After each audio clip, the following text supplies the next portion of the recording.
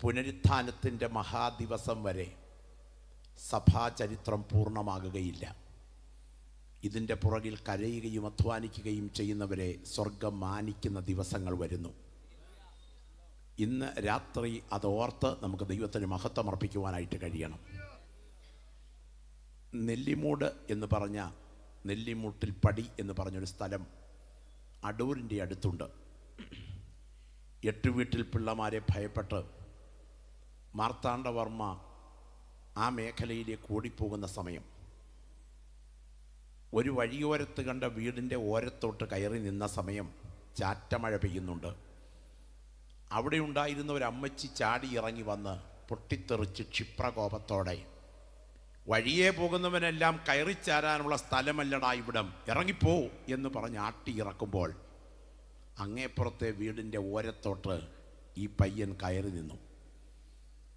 ആ അമ്മച്ചി പുറത്തോട്ടിറങ്ങി വരുമ്പോൾ സന്ധ്യമയങ്ങുമ്പോൾ ചാറ്റമഴ പെയ്യുമ്പോൾ ഒരു ഉണ്ണി അവിടെ നിൽക്കുന്നത് കാഴ്ച കണ്ടുകൊണ്ട്, എന്തിനാ ഉണ്ണി ഇവിടെ നിൽക്കുന്നത്, മഴ നനയുമല്ലോ, അകത്തോട്ട് കയറിയിരിക്കുക എന്ന് പറഞ്ഞ് ഓലത്തടുക്കെടുത്തിട്ട് കൊടുത്ത് തൻ്റെ മക്കളോടൊപ്പം ഇരിക്കാൻ അവസരം നൽകി. വൈകിട്ട് ഭക്ഷണം കഴിക്കാനെടുത്ത സമയം ഉപ്പുമാങ്ങായും കഞ്ഞിയും ചേർത്ത് കഞ്ഞികുടിച്ചട്ടിയിൽ ഒരുമിച്ച് വിളമ്പി. അങ്ങേപ്പുറത്തെ അമ്മച്ചി പറഞ്ഞു, എങ്ങാണ്ടൂടെ വന്ന ഒരുത്തനെ കയറ്റി വെച്ചിട്ടുണ്ട്, അവൾക്ക് എന്ത് ഭവിക്കാനാണെന്നറിയില്ലെന്നൊക്കെ. എങ്കിലും അന്ന് രാത്രി കിടക്കാൻ ഒരു ക്രമീകരണവും ചെയ്തു. രാവിലെ ഉണർന്നപ്പോൾ ആ പയ്യനെ അവിടെ കണ്ടില്ല. വർഷങ്ങൾ മുൻപോട്ട് നീങ്ങി. തിരുവനന്തപുരത്തുള്ള കൊട്ടാരത്തിൻ്റെ അതിപ്രധാനപ്പെട്ട പൂജാസന്ദർഭത്തിൽ അടൂരിലേക്ക് ഒരു പല്ലക്കും അനുബന്ധ സംവിധാനങ്ങളും അയച്ച് തന്നെ അന്ന് ആട്ടിയിറക്കിയ അമ്മച്ചിയുടെ വീട് ഇടിച്ചു പൊളിച്ച് തൊട്ടപ്പുറത്തുള്ള നെല്ലിമൂട്ടിലെ അമ്മച്ചിയെ പല്ലക്കിൽ കയറ്റിയിരുത്തി ആ കൊട്ടാരത്തിലേക്ക് കൊണ്ടുവന്ന് ജനപ്രതിനിധികളുടെ മുൻപിൽ കെട്ടിപ്പിടിച്ച് ചുംബനം ചെയ്ത്, എൻ്റെ ജീവനും മരണത്തിനുമിടയിൽ ഞാൻ പോരാടിയ സമയം എന്നെ കരുതിയ എൻ്റെ നെല്ലിമൂട്ടിലമ്മച്ചി എന്ന് പറഞ്ഞ് ഇവിടെ ഒരു രാജാവ് ആദരിച്ചെങ്കിൽ കോടിക്കണക്കിന് വിശുദ്ധന്മാരുടെ നിരയിൽ പ്രതിഫലം വിഭജിക്കുന്ന ദിവസം ഈ അധ്വാനത്തിന് നിത്യതയിൽ പ്രതിഫലമുണ്ട് എന്ന് വിശ്വസിക്കുന്ന ദൈവമക്കൾ കരമുയർത്തിക്കൊണ്ട് പറയണം, ഈ ക്ഷണികമായ ആയുസ്സിൽ നിത്യതയ്ക്ക് വേണ്ടി ചെയ്യുന്ന കാര്യങ്ങൾ സ്വർഗത്തിൻ്റെ ദിവസം പ്രതിഫലിക്കുന്ന ഒരു ദിവസം വരുന്നു. കർത്താവിന് സ്തോത്രം. ഇന്ന് രാത്രി ഇവിടെ ഒരു ആത്മീയ പോരാട്ടം നടക്കുകയാണ്. ഇത് മതത്തിനെതിരായിട്ടോ സംഘടനകൾക്കെതിരായിട്ടോ നടത്തുന്ന യുദ്ധമല്ല. യേശുവിൻ്റെ ചോര കൊണ്ട് കഴുകൽ പ്രാപിച്ച ദൈവമക്കൾ സാത്താനോടും അവൻ്റെ സംഘത്തോടും നടത്തുന്ന പോരാട്ടമാണ് സുവിശേഷ പ്രസംഗം. ഈ യുദ്ധം ഇന്ന് രാത്രി ഇവിടെ ജയിക്കണമെങ്കിൽ ആരാധന ഇന്ന് രാത്രി ഇവിടെ ഉയരണം.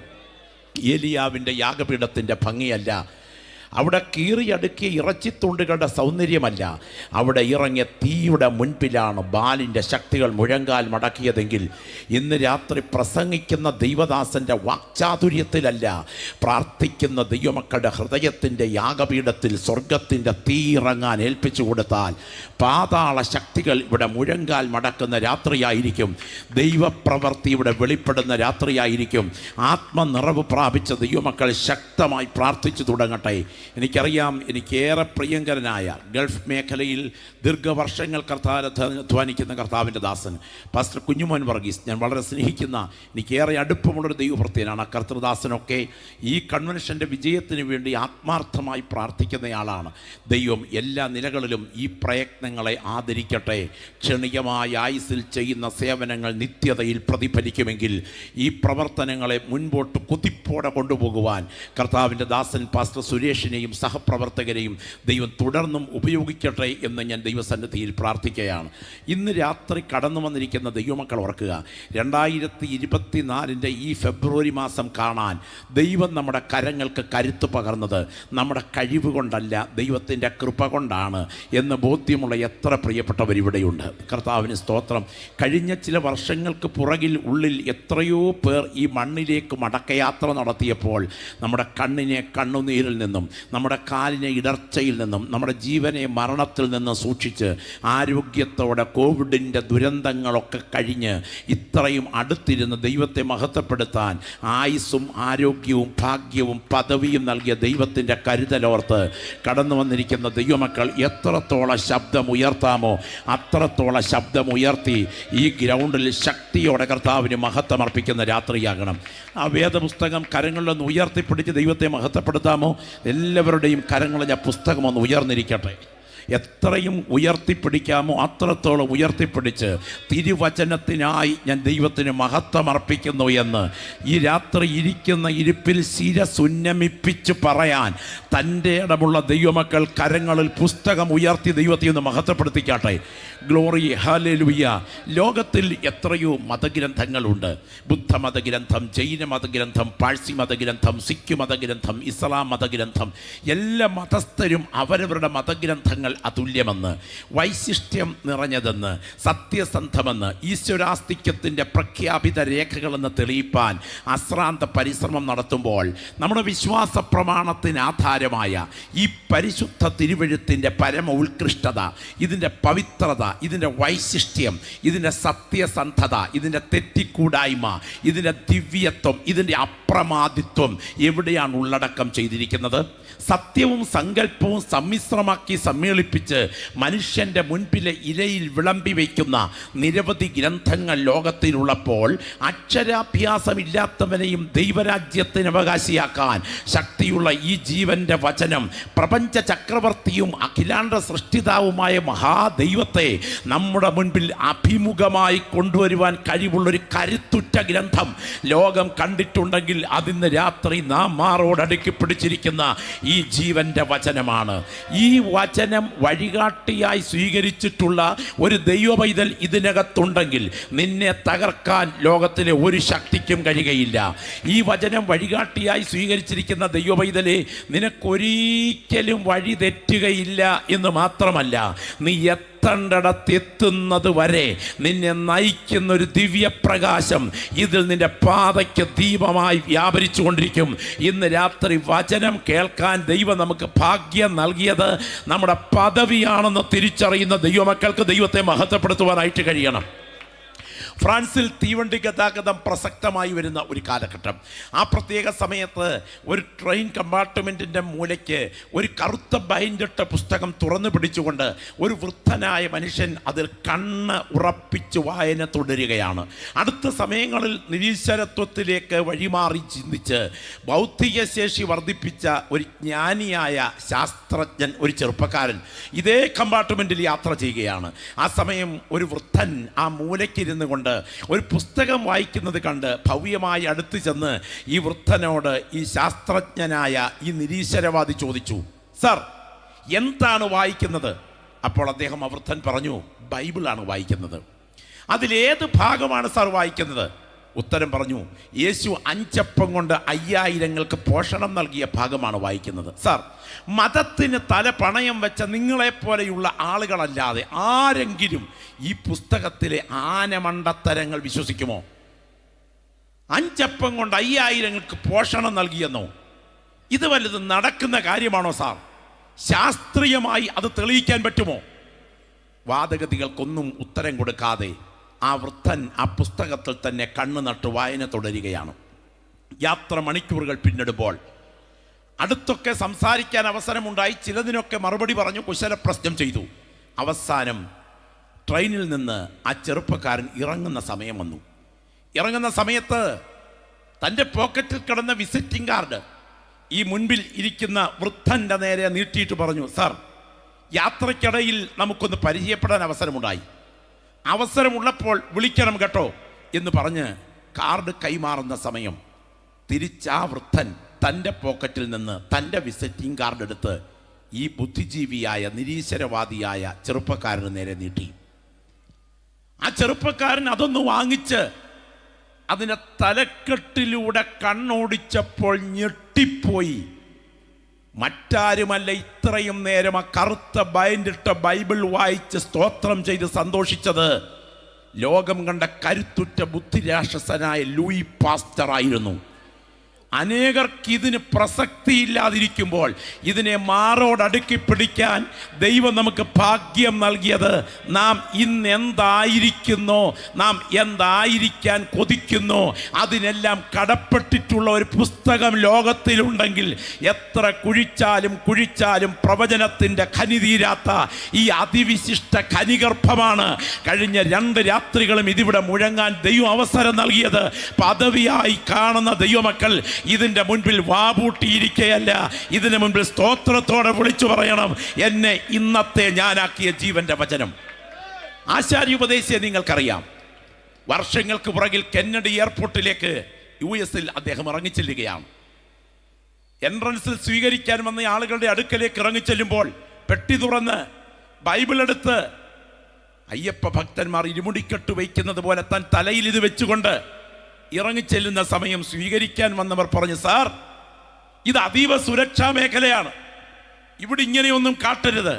അപ്പോൾ ആ വൃദ്ധനായ മനുഷ്യൻ പറഞ്ഞ വാക്കുകൾ ഇങ്ങനെയാണ്: എടാ, എന്നെപ്പോലെ ആശാരിപ്പണിക്ക് ഇറങ്ങിയ 100 കണക്കിന് ആശാരിമാർ കേരളത്തിൽ പട്ടിക്കൂടിന് പട്ടിക അടിച്ച് കഴിയുമ്പോൾ എഴുത്തും വായനയും അറിയാൻ വയ്യാത്ത ഈ ആശാരിയെ ഈ മണ്ണിൽ കാലുകുത്തിച്ചത് എൻ്റെ വിദ്യാഭ്യാസമല്ല, ഈ ജീവൻ്റെ വചനമാണ്. ഇതെൻ്റെ തലയ്ക്ക് തന്നെ ഇരിക്കട്ടെ. അനേകർക്ക് ഇത് അപമാനമായിരിക്കുമ്പോൾ എൻ്റെ ദൈവം എനിക്കിത് അഭിമാനമാക്കി എന്ന് ബോധ്യമുള്ള ദൈവമക്കൾ ശബ്ദമുയർത്തി കരമുയർത്തി കർത്താവിന് സ്തോത്രം ചെയ്യണം. ആ കരമൊന്ന് ഉയർത്തിപ്പിടിച്ച് നാടിൻ്റെ വിടുതലിനായി ആത്മനിയോഗത്തോടുകൂടെ ശബ്ദമുയർത്തി ഒന്ന് പ്രാർത്ഥിച്ചു തുടങ്ങാൻ കഴിയുമോ? ഇടത്തും വലത്തും ഇരിക്കുന്നവരെ മറന്ന് അല്പമിനിറ്റുകൾ സ്തോത്രം ചെയ്ത് ഈ രാത്രിയിൽ യോഗം 9:30 അവസാനിക്കുന്നതിന് മുൻപ് ചില പ്രിയപ്പെട്ടവരുടെ പേരുകൾ കൂടെ ജീവന്റെ പുസ്തകത്തിൽ കുറിക്കപ്പെടുവാൻ ആത്മസ്നാനം പ്രാപിച്ച ദൈവമക്കൾ ഈ ഗ്രൗണ്ടിൽ അന്യഭാഷയിൽ പ്രാർത്ഥിച്ചു തുടങ്ങട്ടെ. ഈ ഗ്രൗണ്ടിൽ ദൈവ തേജസ്സിൻ്റെ ശക്തി വ്യാപരിക്കുന്നു. ഞാൻ വിശ്വസിക്കുന്നു ഇത്രയും ദൈവമക്കൾ സ്തോത്രത്തിൽ ജാഗരിച്ചു കൊണ്ടിരിക്കുമ്പോൾ ഇതിൻ്റെ ചുറ്റും ഇറങ്ങി വന്നിരിക്കുന്ന സ്വർഗത്തിൻ്റെ സൈന്യനിര ആത്മകണ്ണുകൾ കൊണ്ട് കാണുന്ന ദൈവമക്കൾക്ക് ദൈവത്തെ മഹത്വപ്പെടുത്താതിരിക്കാൻ കഴിയുകയില്ല. മേഘം, അന്ധതമസ്, കൂരിരുട്ട്, വാക്കുകളുടെ ശബ്ദം ഇവയുടെ അടുക്കലല്ലോ നമ്മൾ വന്നിരിക്കുന്നത്.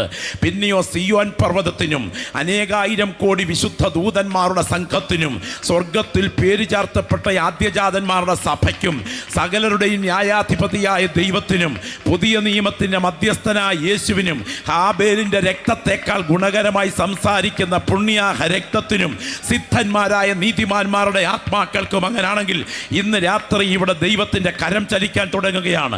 ബന്ധിക്കപ്പെട്ട ചില പ്രിയപ്പെട്ടവരെ ഈ ശുശ്രൂഷയ്ക്ക് നടുവിൽ കെട്ടഴിച്ച് പുറത്തു കൊണ്ടുവരുവാൻ, ചില ശരീര കോശങ്ങളുടെ മേൽ ആധിപത്യം പുലർത്തുന്ന രോഗബന്ധനങ്ങളെ അഴിക്കാൻ യേശുവിൻ്റെ കരം ബലത്തോടെ ചലിക്കുകയാണ്. ആത്മനിയോഗം പ്രാപിച്ച ദൈവമക്കൾ പ്രാർത്ഥിച്ചു തുടങ്ങട്ടെ. സ്വർഗത്തിനും ഭൂമിക്കും നാഥനായ നസ്രയനായ യേശുവിൻ്റെ അധികാരമുള്ള നാമത്തിൽ പാമ്പുകളെയും തേളുകളെയും ശത്രുവിൻ്റെ സകല ബലത്തെയും ചവിട്ടുവാൻ ഞാൻ നിങ്ങൾക്ക് അധികാരം തരുന്നുവെന്ന് അരുളി ചെയ്തവൻ്റെ നാമത്തിൽ ഇന്ന് രാത്രി ഇവിടെ മുഴങ്ങുന്ന ജീവന്റെ വചനം ചില ബന്ധനമഴിച്ച് വ്യക്തികളെ പുറത്തു കൊണ്ടുവരട്ടെ. ജീവപുസ്തകത്തിൽ ചില പ്രിയപ്പെട്ടവരുടെ പേരുകൾ ഈ രാത്രി എഴുതി ചേർക്കുന്ന രാത്രിയാകട്ടെ. യേശുവിൻ നാമത്തിൽ അടയാളത്തോടെ ചില ദൈവപ്രവർത്തികൾക്കായി ഈ രാത്രി യോഗത്തെ ഞങ്ങൾ പ്രാർത്ഥിച്ച് വേർതിരിക്കുന്നു. ദൈവത്തിന് സ്തോത്രം. മന്ത്രപ്രയോഗത്തിനും ക്ഷുദ്രവാദത്തിനും ആഭിചാരത്തിനും ഏലസുകൾക്കും തകിടുകൾക്കും പ്രശസ്തിയാർജിച്ച എഫേസോസ് പട്ടണത്തെ അടക്കി വാഴുന്ന അർത്തമീസിന്റെ ശക്തിയെ ബന്ധിച്ചുകൊണ്ട് 50,000 വെള്ളിക്കാശ് വിലയുള്ള മന്ത്രവാദ ഗ്രന്ഥങ്ങൾ കൂട്ടിയിട്ട് തീ കൊടുക്കത്തക്ക വിധം എഫേസോസ് തുറന്നോസിന്റെ പാഠശാലയിൽ തുറന്ന ജീവന്റെ വചനത്തിന്റെ മുൻപിൽ വ്യാപരിച്ച അതേ ദൈവശക്തി ഇന്ന് രാത്രി ഈ ഗ്രൗണ്ടിൽ വ്യാപരിക്കട്ടെ. യേശുവിൻ നാമത്തിൽ അത് സംഭവിപ്പാൻ ഈ സദസ്സിനെ നിങ്ങൾ കൈമാറുന്നു. യേശുവിൻ നാമത്തിൽ തന്നെ കരമുയർത്തി ഒരിക്കൽ കൂടെ ദൈവത്തിന് മഹത്വമർപ്പിക്കാമോ? ലൂക്കോസിന്റെ സുവിശേഷം 13-ാം അധ്യായം 3, 4, 5 വാക്യങ്ങളിലേക്ക് ഞാൻ നിങ്ങളുടെ ശ്രദ്ധയെ സ്വാഗതം ചെയ്യുകയാണ്. വളരെ പ്രാർത്ഥനയോടെ, തികച്ചും ഏകാഗ്രതയോടെ, ദൈവസന്നിധാന ചിന്തയോടെ ഈ തിരുവെഴുത്തിലേക്ക് നിങ്ങളുടെ മനസ്സ് ഏകീകരിക്കുക. ഈ ഭൂമിയിൽ ദൈവം നമുക്ക് നൽകി തന്നിരിക്കുന്ന ആയുസ് ക്ഷണികമാണ്. ഇന്ന് കരമുയർത്തി കർത്താവിന് മഹത്വമർപ്പിക്കാമോ? ഈ ആയുസ് വളരെ ക്ഷണികമാണ്. ജനനം എന്ന 3 അക്ഷരത്തിൽ തുടങ്ങി ജീവിതം എന്ന 3 അക്ഷരത്തിൽ തുടർന്ന് മരണം എന്ന 3 അക്ഷരത്തിൽ അവസാനിച്ച് നിത്യത എന്ന 3 അക്ഷരത്തിലേക്ക് യാത്ര ചെയ്ത് സ്വർഗം എന്ന 3 അക്ഷരത്തിലോ നരകം എന്ന 3 അക്ഷരത്തിലോ എത്തിച്ചേരേണ്ട യാത്രക്കാരാണ് എൻ്റെയും നിങ്ങളുടെയും അടുക്കലിരിക്കുന്ന സകലരും നാം മുഴുവനും. നാം ആരും നൂറ്റാണ്ടുകൾ നിൽക്കുന്ന കരിവേലകങ്ങളല്ല, നിമിഷം കൊണ്ട് വാടി വീഴുന്ന പുൽത്തണ്ടിലെ പുഷ്പക്കൊടികൾ മാത്രമാണ്. എങ്കിൽ ആയുസിൻ്റെ ദിവസങ്ങളെ സ്വയം വിലയിരുത്തിക്കൊണ്ട് ആത്മപരിശോധനയ്ക്ക് വിധേയമാകാൻ ദൈവാത്മാവിന്ന് രാത്രിയിൽ നമ്മെ ക്ഷണിക്കുകയാണ്. ഇന്ന് രാത്രി ഒരുമിച്ച് പങ്കുവയ്ക്കുന്ന സന്ദേശത്തിൻ്റെ തലക്കെട്ട് ഞാൻ ഇങ്ങനെ നൽകുന്നു: മാനസാന്തരത്തിന് ദൈവം അനുവദിച്ച കരുണയുടെ കാലങ്ങളെ വിവേചിക്കുക. ഒരിക്കൽ കൂടെ ഞാൻ പല്ലവികൾ ആവർത്തിക്കുന്നു: മാനസാന്തരത്തിന് ദൈവം അനുവദിച്ച കരുണയുടെ കാലങ്ങളെ ഭയത്തോടെ വിവേചിക്കുക. വായിക്കാം ലൂക്കോസിന്റെ സുവിശേഷം 13-ാം അധ്യായം 3 മുതലുള്ള വാക്യങ്ങൾ. അല്ലല്ല, മാനസാന്തരപ്പെടാഞ്ഞാൽ നിങ്ങൾ എല്ലാവരും അങ്ങനെ തന്നെ നശിച്ചു പോകുമെന്ന് ഞാൻ നിങ്ങളോട് പറയുന്നു. അല്ല, ശീലോഹാമിലെ ഗോപുരം വീണ് മരിച്ചുപോയ ആ 18 പേർ യെരുശലേമിൽ പാർക്കുന്ന സകല മനുഷ്യരിലും കുറ്റക്കാർ ആയിരുന്നു എന്ന് തോന്നുന്നുവോ? അല്ലല്ല, മാനസാന്തരപ്പെടാഞ്ഞാൽ നിങ്ങൾ എല്ലാവരും അങ്ങനെ തന്നെ നശിച്ചു പോകുമെന്ന് ഞാൻ നിങ്ങളോട് പറയുന്നു. ഒരു ഉപമയും അവൻ ഈ ഉപമയും പറഞ്ഞു. മതിയല്ലോ. തികച്ചും ഏകാഗ്രതയോടെ വളരെ പ്രാർത്ഥനയോടെ നിങ്ങൾ ശ്രദ്ധിക്കുക. നിങ്ങൾ ആരും ഇന്ന് രാത്രി ചിരിച്ചെഴുന്നേൽക്കണം എന്നല്ല ഞാൻ ആഗ്രഹിക്കുന്നത്. ഈ രാത്രി നിങ്ങൾ കരഞ്ഞെഴുന്നേൽക്കണം എന്ന് ഞാൻ ആഗ്രഹിക്കുന്നു. തികച്ചും ഏകാഗ്രതയോടെ ശ്രദ്ധിക്കുക. നമ്മുടെ വാഴ്ത്തപ്പെട്ട കർത്താവിൻ്റെ പ്രൗഢഗംഭീരമായൊരു പ്രഭാഷണം നടക്കുന്ന സാഹചര്യം. ഒരർത്ഥത്തിൽ കർത്താവ് അവരെ ശാസിക്കുന്ന ഒരു പ്രയോഗം ഇതിൻ്റെ 54-ാമത്തെ വാക്യത്തിൽ കാണാം. 12:54. അത് വായിക്കുമ്പോഴാണ് അതിൻ്റെ പ്രത്യേകത നമുക്ക് മനസ്സിലാക്കാൻ കഴിയുന്നത്. ഈ പ്രഭാഷണത്തിൽ യേശു ഇത് അവതരിപ്പിക്കുന്നതിൻ്റെ പശ്ചാത്തലം എന്താണ്? 12:54 പ്രാർത്ഥനയോടെ ശ്രദ്ധിച്ചാട്ടെ. 12:54 വേഗം. പിന്നെ അവൻ പുരുഷാരത്തോട് പറഞ്ഞത് പടിഞ്ഞാറ് നിന്ന് മേഘം പൊങ്ങുന്നത് ശ്രദ്ധിച്ച് കേൾക്കുക. നമ്മുടെ വാഴ്ത്തപ്പെട്ട കർത്താവ് ആ സമൂഹത്തെ ശാസിക്കുകയാണ് ഒരു വിഷയത്തിൽ. നമ്മുടെ കർത്താവ് പറയുന്നു, നിങ്ങൾക്ക് കാലാവസ്ഥയെ വിവേചിപ്പാൻ നന്നായിട്ടറിയാം. പടിഞ്ഞാറ് നിന്ന് മേഘം പൊങ്ങുമ്പോൾ പെരുമഴ വരുന്നു എന്ന് നിങ്ങൾ പറയുന്നു. പലസ്തീൻ നാട്, അക്ര, മോറിയ, ബെദേസ, സിയോൻ, ഗിൽബോവ, സെയീർ, ഈ മലമടക്കുകളുള്ള പലസ്തീൻ നാടിൻ്റെ പടിഞ്ഞാറ് വശം മെഡിറ്ററേനിയൻ മഹാസമുദ്രമാണ്. അവിടെ നിന്നൊരു മേഘക്കീർ ഉയർന്നാൽ അതിൻ്റെ അർത്ഥം ഇരമ്പിപ്പെയ്യുന്ന മഴ തൊട്ടു പുറകിൽ വരുന്നു എന്നാണ്. അപ്പോൾ മുഴങ്കാലുകൾക്കിടയിൽ തലയിട്ടുകൊണ്ട് പെരുമഴയ്ക്ക് വേണ്ടി കരയുന്ന ഏലിയാവ് ഒരു മനുഷ്യൻ്റെ കൈ പോലെ ഒരു ചെറിയ മേഘക്കീർ ഉയരുന്നത് കണ്ടപ്പോൾ പെരുമഴ പ്രവചിക്കാൻ കാരണം ഏത് ദിശയിൽ നിന്ന് മേഘം ഉയരുന്നുവോ അതനുസരിച്ച് കാലാവസ്ഥയുടെ മാറ്റം വിവേചിച്ചറിയാൻ കഴിയുന്ന ഒരു കർഷക സമൂഹമാണ് അവിടെ പാർക്കുന്നത്. അവരോട് പറയുന്നു, പടിഞ്ഞാറ് നിന്ന് മേഘം പൊങ്ങുന്നത് കാണുമ്പോൾ പെരുമഴ വരുന്നു എന്ന് നിങ്ങൾക്കറിയാം. നിങ്ങൾക്ക് കാലാവസ്ഥയെ വിവേചിപ്പാൻ നന്നായിട്ടറിയാം. വായിച്ചാട്ടെ. അങ്ങനെ സംഭവിക്കുകയും ചെയ്യുന്നു. വായിച്ചാട്ടെ. തെക്കൻ കാറ്റ് ഊതുന്നത് കണ്ടാലോ? തെക്കൻ കാറ്റ് പലസ്തീൻ നാടിന്റെ തെക്കു ഭാഗത്ത് ഒരു മരുഭൂമിയാണ്, സീനായി മരുഭൂമി. അവിടെനിന്ന് കാറ്റൂത് തുടങ്ങിക്കഴിഞ്ഞാൽ വായിച്ചേ, അത്യുഷ്ണമുണ്ടാകും എന്നും പറയുന്നു. അതിന്റെ അർത്ഥം അതിശക്തമായ വരൾച്ചയുടെ സാധ്യതയാണ് തെക്കൻ കാറ്റിന്റെ പ്രവാഹത്താൽ പ്രതീക്ഷിക്കേണ്ടത്. അപ്പോൾ പടിഞ്ഞാറ് നിന്ന് കാറ്റുയർന്നാൽ പെരുമഴ ഉയരുമെന്നും മേഘമുയർന്നാൽ പെരുമഴ ഉയരുമെന്നും തെക്കൻ കാറ്റൂതിയാൽ അതിശക്തമായ വരൾച്ചയുണ്ടാകുമെന്നും കാലാവസ്ഥയെ വിവേചിക്കുന്ന ഇവർക്ക് നന്നായിട്ടറിയാം. എന്നിട്ട് കർത്താവ് ചോദിക്കുന്ന ഒരു ചോദ്യം വ്യക്തമായി വായിച്ചു കേൾപ്പിക്കണം. പെട്ടെന്ന് വായിച്ചു കേൾപ്പിക്കണം. എന്താണ് കർത്താവ് ചോദിക്കുന്ന ചോദ്യം? വായിച്ചാട്ടെ. കപടഭക്തിക്കാരെ, ഹിപ്രോക്രാറ്റുകളെ, അഭിനേതാക്കളെ, ഭൂമിയുടെ ആകാശത്തിന്റെയും ഭൂമിയുടെയും ആകാശത്തിന്റെയും ഭാവത്തെ വിവേചിപ്പാൻ നിങ്ങൾക്കറിയാം. എന്നാൽ ഈ കാലത്തെ വിവേചിക്കാത്തത് എന്ത്? ഒന്ന് കരമുയർത്തി കർത്താവിന് സ്തോത്രം ചെയ്തേ. ശ്രദ്ധിച്ച് കേൾക്കണേ. എന്താണ് യേശു ഉദ്ദേശിച്ചത്? എവിടെ നിന്ന് കാറ്റുയരുന്നു, എവിടെ നിന്ന് മേഘക്കീറുയരുന്നു, ഇതനുസരിച്ച് കാലാവസ്ഥയെ വിവേചിപ്പാൻ നിങ്ങൾക്കറിയാം. എന്നാൽ നിങ്ങളുടെ കൺമുൻപിൽ നിൽക്കുന്ന ദൈവപുത്രനെ കാണാൻ നിങ്ങളുടെ കണ്ണ് തുറന്നിട്ടില്ല. സാധാരണക്കാരനല്ല അവരുടെ കൺമുൻപിൽ നിൽക്കുന്നത്. ഏതൻ കവാടം മുതൽ പ്രവചിച്ചു പ്രവചിച്ചു പ്രവചിച്ചു പ്രവചിച്ചു പ്രവചിച്ചു പ്രവചിച്ചു പ്രവചിച്ചു പ്രവചിച്ച് പ്രവചിച്ചതുപോലെ ജനിച്ച് പ്രവചിച്ചതുപോലെ ജീവിച്ച് പ്രവചിച്ചതുപോലെ മരിച്ച് പ്രവചിച്ചതുപോലെ അടക്കപ്പെട്ട് പ്രവചിച്ചതുപോലെ ഉയർത്തെഴുന്നേറ്റ് പ്രവചിച്ചതുപോലെ സ്വർഗാരോഹണം ചെയ്ത് പ്രവചിച്ചതുപോലെ മടങ്ങി വരാൻ തുടങ്ങുന്ന മനുഷ്യത്വത്തിൻ്റെ ജഡവേഷത്തിൽ ദൈവത്വം കുടികൊണ്ടിറങ്ങി വന്നിട്ടുള്ള സാക്ഷാൽ ദൈവപുത്രൻ സ്വർഗം ഭൂമിയെ തൊട്ട് കൺമുൻപിൽ നിൽക്കുന്ന സമയം അത് വിവേചിക്കാൻ കഴിയാതെ അവർ കൈകെട്ടി വാപൂട്ടിയിരിക്കുമ്പോൾ അവരുടെ നിരുത്തരവാദിത്വത്തെ ശാസിച്ചുകൊണ്ട് യേശു പറയുകയാണ്, കാലാവസ്ഥയെ വിവേചിക്കാൻ നിങ്ങൾക്കറിയാം, പക്ഷെ ഈ കാലത്തെ വിവേചിക്കാൻ നിങ്ങൾ പരാജയപ്പെട്ടിരിക്കുകയാണ്. ഇന്ന് രാത്രി കൃപ ലഭിച്ച ദൈവമക്കൾ കാലത്തെ വിവേചിക്കുന്ന രാത്രിയാകണം. ഞാൻ ഈ രാത്രി വചനത്തിൻ്റെ മുൻപിൽ ഉറപ്പോടെ പറയട്ടെ, നമ്മളിൽ പലരുടെയും കണ്ണുകൾ അടയുന്നതിന് മുൻപ്, നമ്മുടെ വീട്ടിലേക്ക് ശവപ്പെട്ടി കയറി വരുന്നതിന് മുൻപ്, നാം ആരാധിക്കുന്ന നമ്മുടെ കർത്താവ് ഈ ആകാശ മേഘങ്ങളിൽ മടങ്ങി വരത്തക്ക വിധം സംഭവങ്ങൾ അതിൻ്റെ അന്ത്യഘട്ടത്തിലേക്ക് വന്നു നിൽക്കുന്ന കാഴ്ച കാണുന്ന ജീവൻ പ്രാപിച്ച ദൈവമക്കൾ ഈ രാത്രി ശബ്ദമുയർത്തി വായി തുറന്ന് ആത്മനിറവിൽ വിളിച്ചു പറയണം, ആമേൻ കർത്താവേ വരേണമേ എന്ന്. ദൈവത്തിന് സ്തോത്രം. കാരണം കർത്താവിൽ നിറവേറ്റപ്പെട്ട പ്രവചനങ്ങൾ കൃത്യമായി ഇന്നലെ നിറവേറിയെങ്കിൽ കർത്താവിൽ നിറവേറ്റപ്പെടേണ്ട പ്രവചനങ്ങൾ നാളെ നിറവേറും എന്ന് വിശ്വസിക്കുന്ന ദൈവമക്കൾ പ്രതീക്ഷയോടെ വരവിനെ കാത്തിരിക്കുന്നവരാണ്. ദൈവത്തിന് സ്തോത്രം. CV രാമൻ ശ്രദ്ധേയനായൊരു ചിന്തകനായിരുന്നു. വടക്കേ ഇന്ത്യയിൽ അദ്ദേഹം ഒരു ട്രെയിനിൽ യാത്ര ചെയ്തുകൊണ്ടിരിക്കുന്ന സമയം പെട്ടെന്ന് അദ്ദേഹം ചാടിക്കയറി ട്രെയിനിൻ്റെ ചങ്ങല വലിച്ചു. അപ്പോൾ തന്നെ ട്രെയിൻ നിന്നു. റെയിൽവേ ഗാർഡ് അടുത്ത് വന്ന് ചോദിച്ചു, എന്തിനാ ചങ്ങല വലിച്ചേ?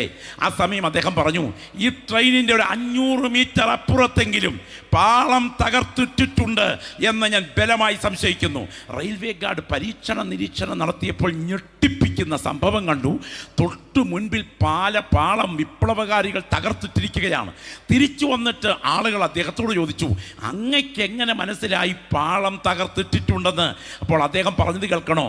ട്രെയിൻ പാളത്തിലൂടെ യാത്ര ചെയ്യുമ്പോൾ കേൾക്കുന്ന ചുക് ചുക് ചുക് ചുക് ചുക് എന്ന ശബ്ദം കേവലം ഇഞ്ചൻ്റെ താളം മാത്രമല്ല, പാളവും ഇഞ്ചനുമായിട്ടുള്ള ഒരു അലൈൻമെൻറ്റിൻ്റെ ശബ്ദം കൂടെയാണ്. പാളം തകർന്നാൽ ഇഞ്ചൻ്റെ താളം മാറും എന്ന് ഞാൻ പഠിച്ചിട്ടുണ്ട്. ചില മിനിറ്റുകളായി ഞാൻ ശ്രദ്ധിക്കുന്നു, ഇഞ്ചൻ്റെ താളത്തിന് മാറ്റമുണ്ട്. എവിടെയോ പാളം തകർന്നു എന്ന് ഞാൻ ലക്ഷണം കൊണ്ട് മനസ്സിലാക്കി. ദൈവത്തിന് സ്തോത്രം. അങ്ങനെയാണെങ്കിൽ ഇന്ന് രാത്രി ഇവിടെ നിന്ന് ആത്മാവിൽ ആരാധിക്കുന്ന ദൈവമക്കൾ കൈകെട്ടിയിരുന്ന് ഉറങ്ങിയേച്ച് പോകേണ്ടവരല്ല. പ്രകൃതിയുടെ താളക്രമം അടിമുടി തകരുമ്പോൾ, മാരക രോഗങ്ങൾ കൂട്ടമായി വർദ്ധിക്കുമ്പോൾ, പ്രകൃതി ദുരന്തത്തിലേക്ക് കൂപ്പുകുത്താൻ തുടങ്ങുമ്പോൾ, മധ്യപൂർവ്വ പ്രദേശം മഹാദുരന്തത്തിന് സാക്ഷിയാകാൻ തുടങ്ങുമ്പോൾ, ഇതാ മാരക വിപത്തുകൾ ഒരു കൊടുങ്കാറ്റ് പോലെ പറന്നടുക്കുമ്പോൾ യേശുവിൻ്റെ രക്തത്താൽ കഴുകൽ പ്രാപിച്ച ദൈവമക്കൾ വിളിച്ചു പറയണം, ഇത് സംഭവിച്ച് തുടങ്ങുമ്പോൾ ഞങ്ങളുടെ വീണ്ടെടുപ്പ് അടുത്തു വരുന്നത് കൊണ്ട് ഞങ്ങൾ നിവർന്ന തലകളെ ഉയർത്തുകയാണ്. ഞാൻ വിശ്വസിക്കുന്നു, മേഘം പോലെ മൂടുന്ന ദൈവത്തിൻ്റെ തേജസ് ഇത്രയും ദൈവമക്കൾ ഒരുമിച്ച് സ്തോത്രം ചെയ്തുകൊണ്ടിരിക്കുമ്പോൾ ഈ ഗ്രൗണ്ടിന് മീതെ നിഴൽ വിരിച്ചു കൊണ്ടിരിക്കുന്ന രാത്രിയാണ്. ദൈവത്തിന് സ്തോത്രം. ഈ ഭൂമിയിൽ ഞാൻ അങ്ങ് ജനിച്ചതും ഇവിടെ ഇരിക്കുന്ന സകലരും ജനിച്ചതുമൊന്നും ആരും പ്രവചിച്ചിട്ടല്ല. നമ്മളൊക്കെ വന്ന കൂട്ടത്തിൽ അങ്ങ് വന്നതാണ്. എന്നാൽ പ്രവചിച്ച് ജനിച്ച ഒരുവനുണ്ടെങ്കിൽ അത് ഈ രാത്രി ഞങ്ങൾ പ്രസംഗിക്കുന്ന നസറേയനായ യേശുവാണ്.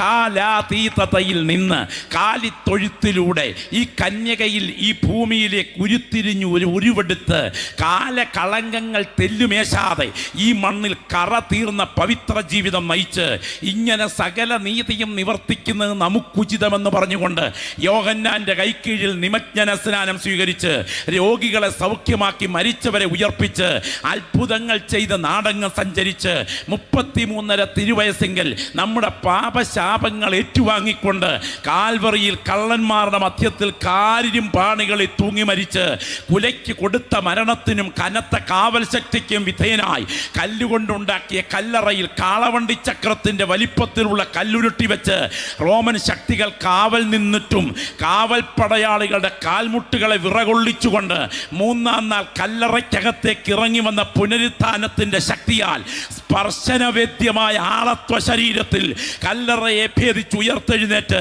ആണിപ്പാടേറ്റ പൊന്ന് കരങ്ങൾ ഉയർത്തി വത്സല ശിഷ്യന്മാരെ ആശീർവദിച്ച് അവർ കാണുക സ്വർഗാരോഹണം ചെയ്ത് ഇത്രയും ദൈവമക്കൾ ഇവിടെ ഇരുന്ന് സ്തോത്രം ചെയ്യുമ്പോൾ പിതാവിന്റെ വലത്തുഭാഗത്ത് തൃക്കരങ്ങളം തങ്കത്തളികയിൽ പരിശുദ്ധ രക്തവുമായി മധ്യസ്ഥതയണച്ച് ഇനി അധികം താമസിക്കാതെ ആകാശമേഘങ്ങളിൽ തൻ്റെ സഭയെ ചേർക്കാൻ മടങ്ങി വരുന്ന നസറേനായ യേശു 6 അടി മണ്ണിൽ നീറി ഒടുങ്ങിയവനല്ല, അവൻ കല്ലറയെ ഭേദിച്ചുയർത്തവനാണ് എന്ന് വിളിച്ചു പറയാൻ ശിരസുന്യമിപ്പിക്കുന്ന ദൈവമക്കൾ ഇന്ന് രാത്രി ലക്ഷണം കണ്ടിട്ട് വിളിച്ചു പറയണം.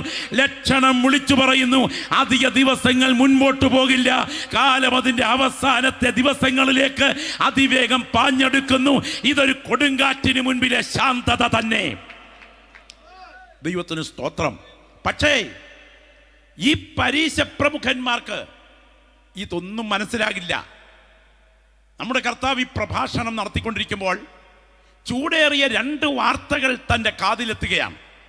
ഒന്നാമത്തെ വാർത്ത, യെരുശലേം ദൈവാലയം, അബ്രഹാം തന്റെ മകനായ ഇസഹാക്കിനെ ബലി കഴിപ്പാൻ മോറിയായിൽ ഉപയോഗിച്ച കല്ല് അതിപരിശുദ്ധ സ്ഥലത്ത് വരത്തക്ക വിധം കല്ലുകൊണ്ടും വെള്ളി കൊണ്ടും പൊന്നുകൊണ്ടും ലെബനോനിലെ ദേവദാരുക്കൾ കൊണ്ടും പടുത്തുയർത്തിയ യഹൂദന്റെ തങ്കക്കുടക്കെട്ടിടം കനകക്കൊട്ടാരമായ യെരുശലേം ദൈവാലയം. നമുക്കറിയാം, സാധാരണ ഗലീലാക്കാർ വിപ്ലവാത്മകമായി ചിന്തിക്കുന്നവരാണ്. ഒരു വട്ടം ഗലീലാക്കാർ പീലാത്തോസ് എന്ന ഭരണാധികാരിക്കെതിരെ വിപ്ലവം അഴിച്ചുവിട്ടു. പക്ഷേ വിപ്ലവകാരികൾ പ്രത്യേക സമയം രക്ഷപ്പെട്ടു. പീലാത്തോസ് വിപ്ലവകാരികളെ നോട്ടം വെച്ച് നിൽക്കുകയായിരുന്നു. അങ്ങനെ ഇരിക്കുന്ന സമയം ആ വിപ്ലവകാരികൾ ഈ യെരുശലേം ദൈവാലയത്തിൽ യാഗത്തിന് വന്നിട്ടുണ്ട് എന്ന രഹസ്യവാർത്ത പീലാത്തോസിന് കിട്ടി. പീലാത്തോസ് പെട്ടെന്ന് സൈന്യത്തെ നിയോഗിച്ചു. കൂടെ ഇരുന്ന നിരപരാധികളെ ഉൾപ്പെടെ വെട്ടി നുറുക്കി യെരുശലേം ദൈവാലയത്തിന്റെ യാഗപീഠത്തിൽ കയറ്റിയിട്ട് പച്ചയ്ക്ക് കൂട്ടക്കൊല നടത്തി കത്തിച്ചു. യെരുശലേം ദൈവാലയത്തിന്റെ യാഗപീഠത്തിൽ നിരപരാധികളുടെ ചോര ഒഴുകിയപ്പോൾ ഈ വാർത്ത യേശുവിൻ്റെ അടുക്കലെത്തി. ഒരു ദുരന്ത മരണം, ഒരു ദുര്യോഗം അവരുടെ കൺമുൻപിലെത്തിക്കഴിഞ്ഞു. യേശു ചോദിക്കുക, അല്ല, ആ കൊല്ലപ്പെട്ടവരെക്കാൾ നിങ്ങൾ പുണ്യവാളന്മാരാണ് എന്ന് നിങ്ങൾ വിചാരിക്കുന്നുണ്ടോ? ഞാൻ ഈ രാത്രി ചോദിക്കട്ടെ, കോവിഡ് വന്നു, എത്ര പേരുടെ ജീവൻ എടുത്തു? ഞാനും കോവിഡിൽ മരണത്തോളം എടുത്തു. ഇവിടെ ഇരിക്കുന്ന പല പ്രിയപ്പെട്ടവരുടെയും ശരീരത്തിൽ കോവിഡ് ആധിപത്യം പുലർത്തിയില്ലേ? എന്നാൽ നമ്മുടെ സഹോദരങ്ങൾ പലരും മണ്ണിലേക്ക് മറഞ്ഞു. ഇറങ്ങി വന്നിട്ട് കൊച്ചിൻ്റെ കല്യാണം, വീടിൻ്റെ പണി തുടക്കം, വസ്തുവിൻ്റെ വീതം വെപ്പ് ഒക്കെ തുടങ്ങാം എന്ന് പറഞ്ഞ് ഒരു ചെറിയ മൂക്കൊലിപ്പിലും പനിയിലും കോവിഡ് പോസിറ്റീവായി ഹോസ്പിറ്റലിലേക്ക് കയറിപ്പോയിട്ട് പിന്നെ പ്ലാസ്റ്റിക് പൊതിഞ്ഞിറക്കിക്കൊണ്ട് വന്ന് കത്തിച്ച് കളയുകയല്ലായിരുന്നോ? എന്നാൽ കൃപയാൽ നമ്മുടെ ജീവനെ ദൈവം സൂക്ഷിച്ചത്. പോയവർ അശുദ്ധരും നമ്മൾ വിശുദ്ധരുമായതുകൊണ്ടാണെന്ന് വിചാരിക്കുന്നെങ്കിൽ തെറ്റി. അവർക്ക് അനുതപിക്കാൻ ദൈവം അവസരം കൊടുത്തില്ല. സമയം കൂടെ ദൈവം അനുവദിച്ചിരിക്കുന്നു. ഇത് കാണുന്ന ദൈവമക്കൾ ഇന്ന് രാത്രി കണ്ണടച്ചിരിക്കരുത്. ഹിമാലയ പർവ്വതത്തിൽ മുനിയിരിക്കുന്നത് പോലെ ഇരുന്നിട്ട് പോകാനല്ല ഈ രാത്രി യോഗത്തിൽ നീ വന്നിരിക്കുന്നത്. നിനക്ക് നേരെ പരിശുദ്ധാത്മാവ് വിരൽ ചൂണ്ടുകയാണ്. അനർത്ഥം അനേകരെ വിഴുങ്ങുമ്പോൾ ജീവനോടെ ദൈവം നിന്നെ ശേഷിപ്പിച്ചത് നിന്റെ കഴിവ് കൊണ്ടല്ല. ഒരിക്കൽ കൂടെ അനുതപിക്കാൻ, മാനസാന്തരപ്പെടാൻ, കരയാൻ എൻ്റെ ദൈവം അവസരം തരികയാണ്. ഞാൻ ഇരിക്കുന്ന സമയത്ത് രണ്ടാമത്തെ മറ്റൊരു സംഭവം കർത്താവിൻ്റെ അടുക്കൽ ചൂടോടെത്തുകയാണ്. അത് ശീലോഹാം കുളം പ്രസിദ്ധമാണ്. രോഗശാന്തിയോടുള്ള ബന്ധത്തിൽ ഒരു ദൂതൻ ഇറങ്ങി കലക്കുന്ന ശീലോഹാം കുളം. അവിടെ നിന്നൊരു ജലപാത യെരുശലേമിലേക്ക് ക്രമീകരിക്കുന്നുണ്ട്. അതിൻ്റെ പ്രവേശനത്തിങ്കൽ മനോഹരമായ ആർച്ചിൻ്റെ പണി ഒരു രാജകീയ ഉദ്യാനത്തിന് വേണ്ടി നടന്നുകൊണ്ടിരിക്കുന്നു. പക്ഷേ ഈ പണി കാണേണ്ടതിന് 10-18 പേർ ആ ആർച്ചിൻ്റെ ചുവട്ടിൽ നിൽക്കുമ്പോൾ അബദ്ധത്തിൽ ഈ മതിൽ അഥവാ ഈ ഗോപുരം ഇടിഞ്ഞു വീണ് 18 പേർ നിഷ്കരുണം മരിക്കുന്നു. കർത്താവ് ചോദിച്ചു, ആ കൊല്ലപ്പെട്ട ആളുകൾ കൊല്ലപ്പെട്ടത് അവരുടെ അധർമ്മം കൊണ്ടും നിങ്ങൾ രക്ഷപ്പെട്ടത് നിങ്ങളുടെ വിശുദ്ധി കൊണ്ടുമാണെന്ന് നിങ്ങൾ വിചാരിക്കുന്നുണ്ടോ? എങ്കിൽ തെറ്റി. അവർ കൊല്ലപ്പെട്ടത് അവരുടെ അശുദ്ധി കൊണ്ടും നിങ്ങൾ രക്ഷപ്പെട്ടത് നിങ്ങളുടെ വിശുദ്ധി കൊണ്ടുമല്ല. അവർക്ക് ദൈവം അനുതപിക്കാൻ സമയം കൊടുത്തില്ല. ദൈവം നിനക്ക് അനുതപിക്കാൻ സമയം തന്നിരിക്കുകയാണ്. അതുകൊണ്ട് മാനസാന്തരപ്പെടാൻ ദൈവം അനുവദിച്ച കരുണയുടെ സമയത്തെ അവഗണിക്കരുത്. ഇന്ന് രാത്രി ഈ വചനം കേട്ടുകൊണ്ടിരിക്കുന്ന ദൈവമക്കളും ചോദിക്കട്ടെ, ശരീരത്തിൽ അടുത്ത ദിവസങ്ങളിൽ ക്യാൻസർ കാത്തു നിൽക്കുന്നുണ്ടോ? ആർക്കറിയാം? അടുത്ത ബയോപ്സി റിപ്പോർട്ട് ക്യാൻസറോ? ആർക്കറിയാം? അടുത്ത ഹാർട്ട് അറ്റാക്ക് മരണത്തിലേക്കാണോ നയിക്കാൻ തുടങ്ങുന്നത്? ആർക്കറിയാം? അടുത്ത കിഡ്നി ബലഹീനത ഡയാലിസിസിലേക്ക് നീങ്ങുമോ? ആർക്കറിയാം? എന്നാൽ കണ്ണിനെ കണ്ണുനീരിൽ നിന്നും, കാലിനെ ഇടർച്ചയിൽ നിന്നും, ജീവനെ മരണത്തിൽ നിന്നും സൂക്ഷിച്ച് ഒരായുസ് കൂടെ ദൈവം അനുവദിച്ച് ഫെബ്രുവരി മാസത്തിൻ്റെ ഈ ആഴ്ചയിൽ ജീവൻ്റെ വചനം കേൾക്കാൻ എൻ്റെ ദൈവം എന്നെ ഇവിടെ ഇരുത്തിയിരിക്കുന്നത് എൻ്റെ രക്തത്തിൻ്റെ പ്രതിരോധ ശേഷി കൊണ്ടല്ല, എൻ്റെ ശരീരത്തിൻ്റെ മാംസബലം കൊണ്ടല്ല, എൻ്റെ ആരോഗ്യത്തിൻ്റെ ജീൻ ശക്തി കൊണ്ടല്ല, എൻ്റെ കുടുംബത്തിൻ്റെ തറവാട് മഹിമ കൊണ്ടല്ല, എൻ്റെ ദൈവം എൻ്റെ മേൽ പകർന്ന കൃപ കൊണ്ടാണ് എന്ന് തിരിച്ചറിയുന്ന ദൈവമക്കൾ ഈ രാത്രി ഇരിക്കുന്ന ഇരിപ്പിൽ സ്തോത്രം ചെയ്തിട്ട് വിളിച്ചു പറയണം, എൻ്റെ കഴിവല്ല ഇതിനുള്ള കാരണം. അനുതപിക്കാൻ ദൈവം ഒരവസരം കൂടെ എനിക്ക് തന്നതാണ്. ആത്മാവിൽ ആരാധിക്കുന്ന ദൈവമക്കളുടെ കണ്ണിവിടെ തുറക്കട്ടെ. ആത്മസ്നാനം പ്രാപിച്ച ദൈവമക്കൾ ഈ ദേശത്തിന് വേണ്ടി പ്രാർത്ഥിച്ചു തുടങ്ങുന്ന രാത്രിയായിരിക്കണം. അന്യഭാഷയിൽ പോരാടി പ്രാർത്ഥിക്കണം. അന്ധകാര ശക്തികൾ നിഴൽ വെച്ചുകൊണ്ട് ചില വ്യക്തികളുടെ ജീവിതയാത്രയ്ക്കെതിരെ പോരാടി നിന്ന് അവരുടെ മേൽ മരണത്തിൻ്റെ തണുത്ത കരങ്ങളുടെ തലോടൽ വരുത്താൻ ദിവസങ്ങൾ മാത്രം എണ്ണിക്കഴിയുമ്പോൾ പിന്നെ ജീവന് നേരെ അടുത്ത ദിവസങ്ങളിൽ ഉയരാൻ തുടങ്ങുന്ന ആക്രമണങ്ങൾ ആയുസിനെ തകിടം മറിക്കാൻ കാത്തു നിൽക്കുമ്പോൾ ഈ രാത്രി ദൈവശക്തിയുടെ ശരീരങ്ങളുടെ മേൽ വ്യാപരിക്കട്ടെ. ഇരിക്കുന്നത് കസേരകളിലാണെങ്കിലും പരിശുദ്ധാത്മാവ് ഒരു മേഘം പോലെ നിങ്ങളുടെ തലയ്ക്ക് മീതെ നിഴൽ വിരിച്ച് നിൽക്കുന്ന രാത്രിയാകട്ടെ. ആത്മാവിൽ ആരാധിക്കുന്ന ദൈവപൈതലേ, മഹാദൈവത്തെ നിന്റെ കൺമുൻപിൽ നിർത്തുന്ന രാത്രിയാണ് ഈ രാത്രി. അന്ധകാര ശക്തികളോട് അധികാരത്തോടെ പോരാടാൻ ദൈവം നിന്റെ മേൽ ബലം കൽപ്പിക്കുന്ന രാത്രിയാണ് ഈ രാത്രി. ദൈവത്തിൻ്റെ ദൂതന്മാരുടെ കാവൽ ഈ രാത്രി നിനക്ക് ഇറക്കിത്തരുന്ന രാത്രിയാണ് ഈ രാത്രി. പ്രകൃതി ശക്തികളോട് കൽപ്പിക്കാൻ നിന്റെ അധരങ്ങൾക്ക് ദൈവം ബലം പകരുന്ന രാത്രിയാണ് ഈ രാത്രി. നാളുകൾ കഴിയുന്നതിന് മുൻപ് ശരീരത്തെ ബന്ധിച്ച് അസാധാരണ രോഗത്താൽ കിടക്കയിലേക്ക് വലിച്ചെറിയത്തക്ക വിധം നാളെ നടത്താൻ സാത്താൻ ഒരുക്കി വെച്ചിരിക്കുന്ന ചില കണികളെ ഇന്ന് രാത്രി ശുശ്രൂഷ നടന്നുകൊണ്ടിരിക്കുമ്പോൾ അഴിച്ചെടുക്കാൻ കഴിവുള്ള ദൈവശക്തി വീശിയടിക്കുന്ന ഒരു കാറ്റ് പോലെ, പെയ്തിറങ്ങുന്ന ഒരു മഴ പോലെ ഈ ഗ്രൗണ്ടിൽ പ്രാർത്ഥിക്കുന്ന തൻ്റെ ജനത്തിന് വേണ്ടി വ്യാപരിക്കുന്നത് ആത്മാവിൽ തിരിച്ചറിയുന്ന പ്രിയപ്പെട്ടവർ പ്രാർത്ഥിച്ചു തുടങ്ങട്ടെ. മേഘം പോലെ മൂടുന്ന ദൈവത്തിൻ്റെ തേജസ് ഈ ഗ്രൗണ്ടിന് മീതെ നിഴൽ വിരിച്ചു നിൽക്കുമ്പോൾ ഹോരേബിൽ വെളിപ്പെട്ട ദൈവത്തിൻ്റെ തേജസിൻ്റെ ജ്വാല ചില ശരീരങ്ങളെ ഈ രാത്രി പൊതിഞ്ഞു നിൽക്കുമ്പോൾ അന്ധകാര ശക്തികൾ ചില ശരീരങ്ങളുടെ മേൽ വെച്ചിരിക്കുന്ന ബന്ധനങ്ങളെ സ്വർഗം അഴിച്ചു മാറ്റാൻ തുടങ്ങുമ്പോൾ ആത്മാവിൽ പ്രാർത്ഥിച്ചു തുടങ്ങട്ടെ. അനുതപിക്കാൻ ദൈവം തരുന്ന അവസരങ്ങൾ അവഗണിക്കരുത്. ഇത് കൊടുങ്കാറ്റിന് മുൻപിലെ ശാന്തതയാണ്. അനുതപിക്കാൻ ദൈവം അനുവദിച്ചിരിക്കുന്ന അവസരമാണ് ഈ രാത്രി. ഓ രക്തത്താൽ ജയം, രക്തത്താൽ ജയം, രക്തത്താൽ ജയം. അറുക്കപ്പെട്ട കുഞ്ഞാടിന് മഹത്വം, അറുക്കപ്പെട്ട കുഞ്ഞാടിന് മഹത്വം, അറുക്കപ്പെട്ട കുഞ്ഞാടിന് മഹത്വം, അറുക്കപ്പെട്ട കുഞ്ഞാടിന് മഹത്വം. ഇത്രയും ദൈവമക്കൾ ഇവിടെ പ്രാർത്ഥന നിരതരാകുമ്പോൾ ദൈവശക്തിയുടെ തുറന്ന പ്രവാഹം ഈ ഗ്രൗണ്ടിൽ ചലിച്ചുകൊണ്ടിരിക്കുകയാണ്. അന്യഭാഷയിൽ ജാഗരിക്കുന്ന ദൈവമക്കൾ തിരിച്ചറിയണം.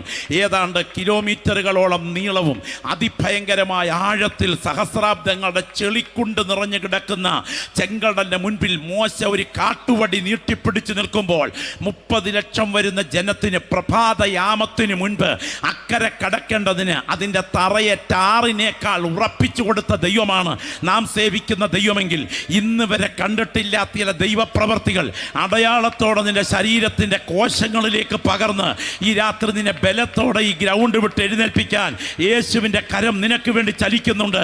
പരിശുദ്ധാത്മാവ് രാത്രി പറയുന്നു, ഏൽപ്പിച്ചു കൊടുക്കാൻ കഴിയുമെങ്കിൽ ദൈവാത്മ പണിതെടുക്കുന്ന രാത്രിയാണ്. ഇതൊരു സാധാരണ രാത്രിയല്ല. അനുദപിക്കാൻ ദൈവം തന്ന അവസരങ്ങൾ അവഗണിക്കരുത്.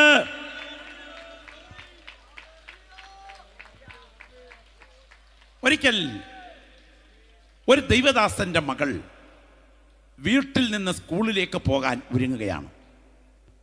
പെട്ടെന്ന് പപ്പായോട് പറഞ്ഞു, പപ്പാ എനിക്കൊരു ട്രാക്റ്റ് വേണം.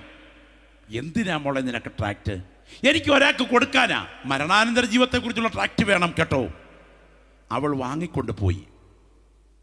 അവൾ സ്കൂളിൽ പോയി കൊടുക്കാൻ മറന്നുപോയി.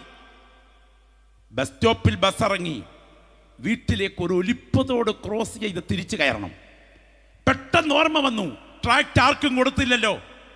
ബാഗിലോട്ട് കൈയിട്ട് ട്രാക്റ്റ് എടുത്തു.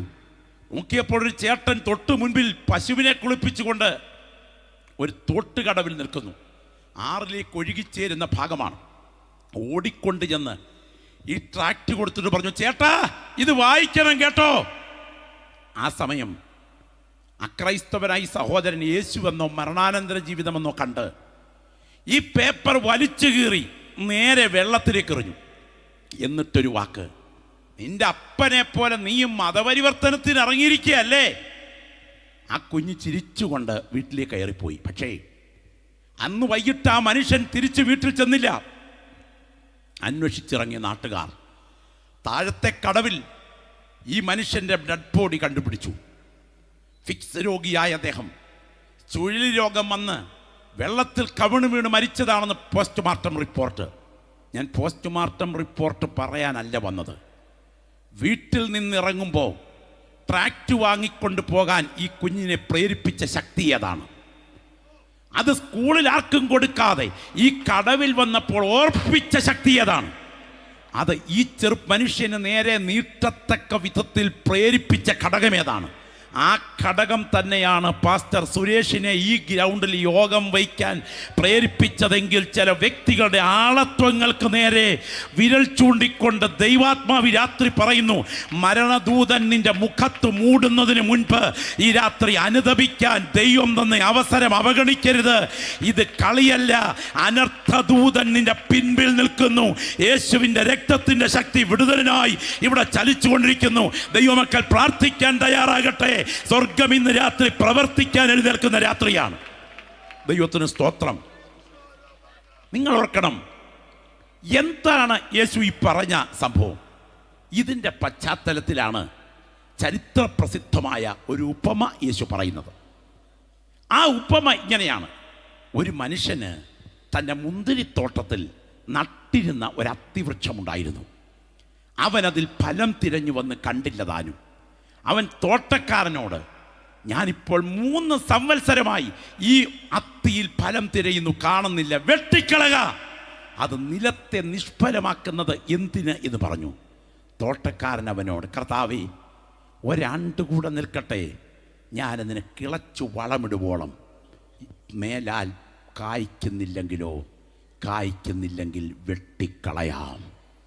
ഇന്ന് രാത്രി ഈ പ്രതലത്തിൽ ചില വ്യക്തികൾക്ക് നേരെ മുഴക്കേണ്ടതിന് ദൈവാത്മാവിൻ്റെ ഹൃദയത്തിൽ പ്രകാശിപ്പിച്ച ദൂത് ഞാൻ വിളിച്ചു പറയട്ടെ. ആയുസ്സിന് നേരെ ഉയർന്നു നിൽക്കുന്ന കോടാലിയുടെ ഗൗരവം തിരിച്ചറിയാതെ ഈ ദൂതിന് മുൻപിൽ പലരും നിസ്സംഗരായി നിലകൊള്ളുമ്പോൾ വരാൻ തുടങ്ങുന്ന അനർത്ഥത്തെ കാണുന്ന യേശുവിൻ്റെ കണ്ണുകൾ ചില വ്യക്തികൾക്ക് ഇന്ന് രാത്രി മുന്നറിയിപ്പ് നൽകുന്ന രാത്രിയാണ്. നിന്റെ ജീവന് നേരെ ഉയർന്നിൽക്കുന്ന ബന്ധനങ്ങളെ അഴിച്ചുവിട്ട് നിനക്ക് സ്വാതന്ത്ര്യം തരാൻ ആ കരം ഈ രാത്രിയുടെ ബലത്തോടെ ഉയർന്നു നിൽക്കുകയാണ്. ആത്മാവിൽ പോരാടുന്ന ദൈവമക്കൾ പ്രാർത്ഥിച്ചു തുടങ്ങുന്ന രാത്രിയാകണം. പരിശുദ്ധാത്മാവ് രാത്രി പറയുന്ന ഒരു സാധാരണ രാത്രിയല്ല, ഇത് ചില വ്യക്തികളുടെ അനുതാപത്തിൻ്റെ രാത്രിയാണ്. അനുതപിക്കാൻ ദൈവം തന്ന അവസരങ്ങളെ അവഗണിക്കരുത്. തേജസ്സിൻ്റെ കരം ചില വ്യക്തികളെ തൊടാനായിട്ട് ഇന്ന് രാത്രി താല്പര്യപ്പെടുകയാണ്. വളരെ ശ്രദ്ധയോടുകൂടെ നിങ്ങളുടെ കണ്ണുകൾ ഈ വചനത്തിൻ്റെ ആഴങ്ങളിലേക്ക് ഇറങ്ങുന്ന രാത്രിയാകട്ടെ. ഞാൻ പറയട്ടെ, യേശു ഇത് പ്രവചിക്കുമ്പോൾ ഈ രണ്ട് സംഭവങ്ങളുടെ മുൻപിലുള്ള മരണം അല്ല, ഇതിന് തൊട്ടു മുൻപിൽ അതിഗുരുതരമായ യേശു ആത്മാവിൽ കാണുകയാണ്. AD 30 ഇവൻ പറയുന്നതെങ്കിൽ ഈ അത്തിയുടെ ചുവട്ടിൽ കോടാലി വീഴുന്നത് പോലെ ഈ ജനത വെട്ടിമാറ്റപ്പെടാൻ തുടങ്ങുന്നത് പ്രവചന കണ്ണുകൊണ്ട് യേശു കാണുകയാണ്. ലോകഗതിയുടെ നാഴികക്കല്ലും മനുഷ്യചരിത്രത്തിൻ്റെ നട്ടെല്ലും കാലഗതിയുടെ കാതലുമായ യഹൂദജാതിയുടെ ചരിത്രത്തിലെ AD 70 ആക്രമണത്തിൻ്റെ ഭീകരത ആത്മക്കണ്ണുകൾ കൊണ്ട് കണ്ടുകൊണ്ട് പ്രവചനാത്മാവിൽ യേശു പറയുന്നു. ഇന്ന് രാത്രി ഓർക്കണം, ടൈറ്റസിൻ്റെ സൈന്യം യെരൂശലേമിന് നേരെ വന്നു. 13,56,000 അരിഞ്ഞു വീഴ്ത്തി. കുതിരയുടെ കടിവാളങ്ങളോളം ചോരപ്പുഴ ഒഴുകി. എന്തിന്? അന്റോണിയ കോട്ടയ്ക്കടുക്കൽ നിൽക്കുമ്പോൾ സൈന്യം ടൈറ്റസിൻ്റെ നിർദ്ദേശമനുസരിച്ച് ഈ ദേവാലയം എൻ്റെ പിടിച്ചടക്കലിൻ്റെ സ്ഥിര സ്മാരകമാക്കി നിർത്തണം എന്നുള്ള താല്പര്യത്തിൽ അനൗൺസ് ചെയ്തെങ്കിലും ഒരു പടയാളി ഒരു അരക്കുപന്തം കയ്യിലെടുത്ത് ദേവാലയത്തിൻ്റെ മകുടക്കൂടിന് നേരെ ചുഴറ്റിയെറിഞ്ഞു. ദേവാലയത്തിൻ്റെ മകുടക്കൂടിൽ ദേവദാരുത്തടിയിൽ ചെന്ന് ഈ ദേവദാരുത്തടിയുടെ കൂട്ടിലേക്ക് ചെന്ന് ഈ പന്തം പറന്നു പറ്റി. അത് കത്തുന്നത് കണ്ടുകൊണ്ട് ടൈറ്റസ് വിളിച്ചു പറഞ്ഞു, ആന്റിക്വിറ്റേഴ്സിൽ കുറിച്ചിരിക്കുകയാണ്, തീകെടുത്ത് ഇതെൻ്റെ സ്മാരകമാക്കി നിർത്തണം. ഉടനെ തീകെടുത്താൻ വിപ്ലവകാരികൾ ഉണ്ടെന്നറിയാതെ സൈന്യം അകത്തോട്ട് ഓടിക്കയറുകയും വിപ്ലവകാരികൾ യസേന്യർ, കഠാരക്കാർ, ഇവർ ഇസ്രയേൽ അകത്ത് പതിയിരുന്നവർ റോമൻ സൈന്യത്തിൻ്റെ മേൽ ചാടി വീണു. യുദ്ധം തുടങ്ങി. 5000-ഓളം ജനങ്ങൾ ചിതറി വീണു. തുടർന്ന് നടന്ന തീപ്പന്തമേറിൽ ദേവാലയം ഒരു പൊട്ടിത്തെറിയോടെ ഇരുത്തിക്കത്തുമ്പോൾ സ്ത്രീകളും കുഞ്ഞുങ്ങളും നിലവിളിയോടെ ഉരുകിത്തീരുമ്പോൾ കർത്താവിൻ്റെ വചനം നിവർത്തിയായി എന്ന് മാത്രമല്ല, നിങ്ങൾ ഓർക്കണം, തലമുടി പിച്ചിപ്പറിച്ച് ഉടവാൾ വലിച്ചെറിഞ്ഞുകൊണ്ട് ടൈറ്റസ് എന്ന സൈന്യാധിപൻ പറഞ്ഞ വാക്കുകൾ ഇങ്ങനെയാണ്: അയ്യോ ദൈവമേ, നശിപ്പിക്കരുതെന്ന് ഞാൻ കൽപ്പന കൊടുത്തു, നശിപ്പിക്കൂ എന്ന് നീ കൽപ്പന കൊടുത്തു. എൻ്റെ കൽപ്പനയല്ല ജയിച്ചത്, നിന്റെ കൽപ്പനയാണ് ജയിച്ചത്. ഇന്ന് രാത്രി വചനം കേൾക്കുന്ന ദൈവമക്കൾ തിരിച്ചറിയുക, ആരൊക്കെ ഇടിക്കരുതെന്ന് പറഞ്ഞാലും എൻ്റെ ദൈവം ഇടിക്കാൻ കൈ ഉയർത്തിയാൽ പണിയാൻ കഴിവുള്ള ഒരുത്തനും ഇവിടെ ഇല്ലെന്നും, എന്നാൽ എൻ്റെ ദൈവം പണിയാൻ കരമുയർത്തിയാൽ ഇടിക്കാൻ ശേഷിയുള്ള ഒരുത്തനും ഇവിടെ ഇല്ലെന്നും ആത്മാവിൽ ബോധ്യമുള്ള ദൈവമക്കൾ പറയണം. വരാൻ തുടങ്ങുന്ന മഹാ അനർത്ഥത്തെ ആത്മാവിൽ കണ്ടുകൊണ്ട് യേശു പ്രവചിച്ചു പറയുകയാണ്, ഇതൊരു ചെറിയ രംഗം മാത്രമാണ്, ഇതിൽ വലുത് വരാൻ തുടങ്ങുകയാണ്. അതുകൊണ്ട് നിങ്ങൾ ഗൗരവമായി ചിന്തിക്കുക. ഇതൊരു സാധാരണ രംഗമല്ല. കോടാലി വീഴുന്നതിന് മുൻപ് കരയാൻ സമയമെടുക്കുക. അതാണ് ദൈവാത്മാവ് ക്ഷണിക്കുന്ന സന്ദേശം. ഇന്ന് രാത്രി ഈ ദൂത് കേൾക്കുമ്പോൾ ശ്രദ്ധിക്കണം. ഈ അത്തിയെക്കുറിച്ചുള്ള ചില വസ്തുതകളൊന്ന് പറഞ്ഞ് നിർത്താം. ഒന്ന്, ഈ അത്തി സാധാരണ അത്തിയല്ല, ഇത് പദവി നേടിയ അത്തിയാണ്. 2, ഈ അത്തി സാധാരണ അത്തിയല്ല, ഈ അത്തി സ്ഥാനം അലങ്കരിക്കുന്ന അത്തിയാണ്. 3, ഈ അത്തി സാധാരണ അത്തിയല്ല, ഇതിന് ഉടമസ്ഥൻ ഉള്ള അത്തിയാണ്. 4, ഈ അത്തി സാധാരണ അത്തിയല്ല, ഈ അത്തി ഉത്തരവാദിത്വം ഉള്ള അത്തിയാണ്. ഈ അത്തി സാധാരണ അത്തിയല്ല, ഇതിനെക്കുറിച്ചുള്ള പ്രതീക്ഷയുള്ള അത്തിയാണ്. ഈ അത്തി സാധാരണ അത്തിയല്ല, ഇതിന് കിളച്ചു വളമിടിയിൽ ഏറ്റുവാങ്ങുന്ന അത്തിയാണ്. ഇല്ല, ഈ അത്തി സാധാരണ അത്തിയല്ല, ഇതിന് ആയുസ് നിർണയിക്കപ്പെട്ടിരിക്കുന്ന അത്തിയാണ്. ഈ അത്തി സാധാരണ അത്തിയല്ല. ആയുസ് നിർണയിക്കപ്പെട്ട സമയത്തിനുള്ളിൽ ഫലമില്ലെങ്കിൽ കോടാലി വീഴുന്ന ദിവസങ്ങൾ പ്ലാൻ ചെയ്യപ്പെട്ട അത്തിയാണ് ഈ നിൽക്കുന്ന അത്തി. അങ്ങനെയെങ്കിൽ ഇത് കേവലം മരമല്ല, ഇവിടെ നിന്ന് ആരാധിക്കുന്ന ഞാനും നീയുമാണ് എന്നിന്ന് രാത്രി നിന്റെ നേരെ വിരൽ ചൂണ്ടിക്കൊണ്ട് ദൈവത്തിന്റെ ആത്മാവ് രാത്രി ആലോചന വിളിച്ചു പറയുകയാണ്. ഏറ്റെടുക്കാൻ കഴിവുള്ളവർ ഈ രാത്രി ഇവിടെ ഉണ്ടെങ്കിൽ ദൈവത്തിന് മഹത്വം അർപ്പിച്ചുകൊണ്ട് രണ്ട് കൈകളും ദൈവസന്നിധിയിൽ ഉയർത്തിപ്പിടിച്ച് ശബ്ദം ഉയർത്തിക്കൊണ്ട് പറയണം, കർത്താവേ എൻ്റെ മേൽ പോരാ പോരാ പോരാ, എൻ്റെ മേൽ കോടാലി വീഴുന്നതിന് മുൻപ്, ശബ്ദം ഉയർത്തി പ്രാർത്ഥിച്ചാട്ടെ, എൻ്റെ മേൽ കോടാലി വീഴുന്നതിന് മുൻപ്, എൻ്റെ ജീവൻ്റെ മേൽ മരണത്തിൻ്റെ തണുത്ത കരങ്ങൾ തലോടുന്നതിന് മുൻപ്, എൻ്റെ ആയുസ്സിനെ മുറിക്കാൻ മരണദൂതൻ്റെ കരങ്ങളിലേക്ക് എന്നെ വലിച്ചെറിയുന്നതിന് മുൻപ്, ഇന്ന് രാത്രിയിലത്തെ സന്ദേശത്തിൻ്റെ മുൻപിൽ ഞാൻ കിടക്ക വിട്ട് എഴുന്നേൽക്കുന്നത് പോലെ അതിശക്തമായ ആത്മപ്രവാഹത്താൽ കുതിച്ചുയരേണ്ടതിന് ഒരു പുതിയ ശക്തി എൻ്റെ മേൽ പകരണമേ എന്ന് പ്രാർത്ഥിക്കുന്ന ദൈവജനം ശബ്ദമുയർത്തി പ്രാർത്ഥിച്ചു തുടങ്ങട്ടെ. ഈ രാത്രി വചനം കേൾക്കുന്ന ദൈവമക്കളിൽ ചിലരോട് പരിശുദ്ധാത്മാവ് ആലോചന വിളിച്ചു പറയുന്നു. നിർണയിക്കപ്പെട്ട ആയുസ്സിനുള്ളിൽ മരണത്തിൻ്റെ കരങ്ങൾ തലോടാതിരിപ്പാൻ ജീവന്റെ മേൽ അധികാരമുള്ളവന്റെ മുൻപിൽ ഈ രാത്രി കവിണ് വീഴട്ടെ. കോടാലി വരും മുൻപ് അനുതപിക്കാൻ ദൈവാത്മാവ് ക്ഷണിക്കുകയാണ്. ദൈവത്തിന് മഹത്വം. നിങ്ങൾ ശ്രദ്ധിക്കണേ, ഈ അത്തിയുടെ ഒന്നാമത്തെ പ്രത്യേകത ഞാൻ പറയാം. ഈ അത്തി പദവി നേടിയ അത്തിയാണ്. ഇന്ന് രാത്രി പറയട്ടെ, ഞാൻ സാധാരണക്കാരനല്ല, ഞാൻ പദവി നേടിയ ദൈവ പൈതലാണെന്ന് പറയാൻ പ്രാഗൽഭ്യമുള്ള എത്ര പേരിവിടെയുണ്ട്. ദൈവത്തിന് മഹത്വം. കഴിഞ്ഞ രാത്രിയിൽ കേരളത്തിലെ നൂറുകണക്കിന് ആയിരക്കണക്കിന് കുടുംബങ്ങൾ എൻ്റേതെന്ന് പറഞ്ഞ് കയറി ചെല്ലാൻ ഒരു വീടില്ലാതെ ടെറസിൻ്റെ വല്ല കടയുടെ തിണ്ണയുടെ മുൻപിലോ അല്ലെങ്കിൽ പ്ലാസ്റ്റിക് വിരിച്ചതിൻ്റെ കീഴിലോ ചെറ്റക്കുടിലുകളിലോ അല്ലെങ്കിൽ ദൈവത്തിന് സ്തോത്ര പാലത്തിനടിയിലോ അന്തി ഉറങ്ങിയപ്പോൾ എൻ്റെ ഭർത്താവിനോടും എൻ്റെ ഭാര്യയോടും എൻ്റെ കുഞ്ഞുങ്ങളോടും കൂടെ എൻ്റെ വീട്ടിൽ പാർക്കാൻ ദൈവം എനിക്ക് ഭാഗ്യം നൽകിയത് അതെൻ്റെ കഴിവ് കൊണ്ടല്ല, എൻ്റെ ദൈവം എനിക്ക് അനുവദിച്ച പദവിയാണെന്ന് തിരിച്ചറിയുന്ന ദൈവമക്കൾ ഈ രാത്രി ശബ്ദം ഉയർത്തി കർത്താവിന് മഹത്വമർപ്പിക്കണം. ഇവിടെ നിന്ന് രാത്രി സ്തോത്രം ചെയ്തുകൊണ്ടിരിക്കുമ്പോൾ നിങ്ങളുടെ കണ്ണുകൾ ഉയർത്തി RCC ക്യാൻസർ സെൻ്ററിലേക്കൊന്ന് നോക്കണം.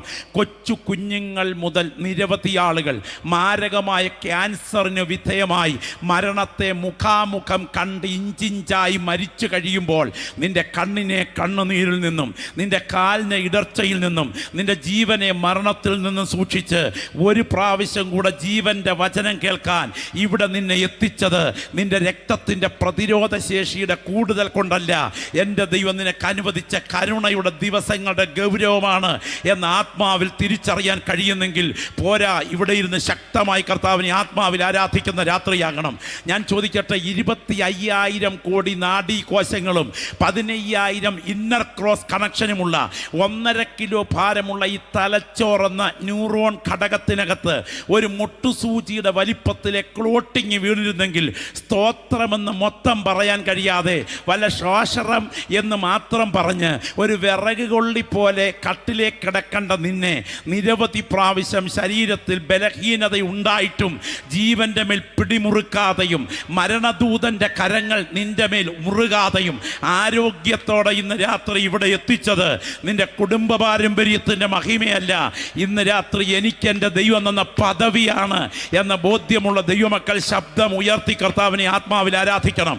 രക്തത്താൽ ജയം, രക്തത്താൽ ജയം, യേശുവിൻ്റെ അധികാരമുള്ള നാമത്തിൽ ജയം, യേശുവിൻ്റെ അധികാരമുള്ള നാമത്തിൽ ജയം. ഞാൻ ഇന്ന് രാത്രി ആത്മാവിൽ ചോദിക്കട്ടെ, 335 ഗ്രാം തൂക്കം, മുഷ്ടിയുടെ വലിപ്പമുള്ള ഹാർട്ട് എന്ന ഒരു കൊച്ചു പമ്പ് ഇടനെഞ്ചിൽ നിന്ന് ഇടപെടാതെ ഇടിക്കുന്നത് കൊണ്ടല്ല ഇവിടെ നിന്ന് സ്തോത്രം പറയുന്നത്.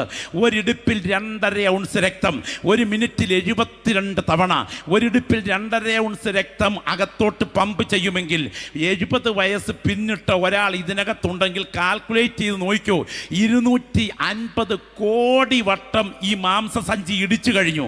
കഴിഞ്ഞ രാത്രി നീ ഗാഠമായി ഉറങ്ങിയപ്പം നിന്റെ ജീവന്റെ നിലനിൽപ്പിന് നിലനിൽപ്പിന് വേണ്ടി ഇവൻ ഇടനെഞ്ചിനകത്ത് പണി നടത്തുകയായിരുന്നു. എന്നാൽ ഒരു വേള പോലും പണി മുടക്കാൻ അനുവദിക്കാതെ ഇന്ന് രാത്രിയും തുറന്ന ഹൃദയത്തോടെ ഈ ജീവന്റെ വചനം കേൾക്കാൻ ഇവിടെ കൊണ്ടുവന്നിരുത്തിയത് നിന്റെ കഴിവ് കൊണ്ടല്ല, യേശുവിൻ്റെ നാമത്തിൽ ജയം. ഈ രാത്രി ചില വ്യക്തികളോട് ആഴത്തിൽ ദൈവത്തിൻ്റെ ആത്മാവ് ഇടപെടുന്ന ദൈവത്തിൻ്റെ ദൂതാണ്. നിനക്ക് മേൽ ആധിപത്യം പുലർത്തുന്ന രോഗശക്തികൾ എത്രയോ പ്രാവശ്യം നിന്നെ മരണത്തിലേക്ക് വലിച്ചിഴക്കത്തക്ക വിധം ശരീരത്തെ വിട്ടുകൊടുക്കാൻ അവസരത്തിൻ്റെ മുൻപിലെത്തിയിട്ടും നിന്റെ കണ്ണിനെ കണ്ണുനീരിൽ നിന്ന്, നിന്റെ കാലിനെ ഇടർച്ചയിൽ നിന്ന്, നിന്റെ ജീവനെ മരണത്തിൽ നിന്ന് സൂക്ഷിച്ച് ഈ രാത്രി യോഗത്തിൽ ദൈവം കൊണ്ടുവന്നത് എൻ്റെ ദൈവമേ നിന്റെ കൃപയൊന്നു മാത്രമെന്ന് ബോധ്യമുള്ള ദൈവമക്കൾ ലജ്ജ കൂടാതെ ഈ രാത്രി വാ തുറന്ന് വിളിച്ചു പറയണം. ഞാൻ സാധാരണക്കാരനല്ല.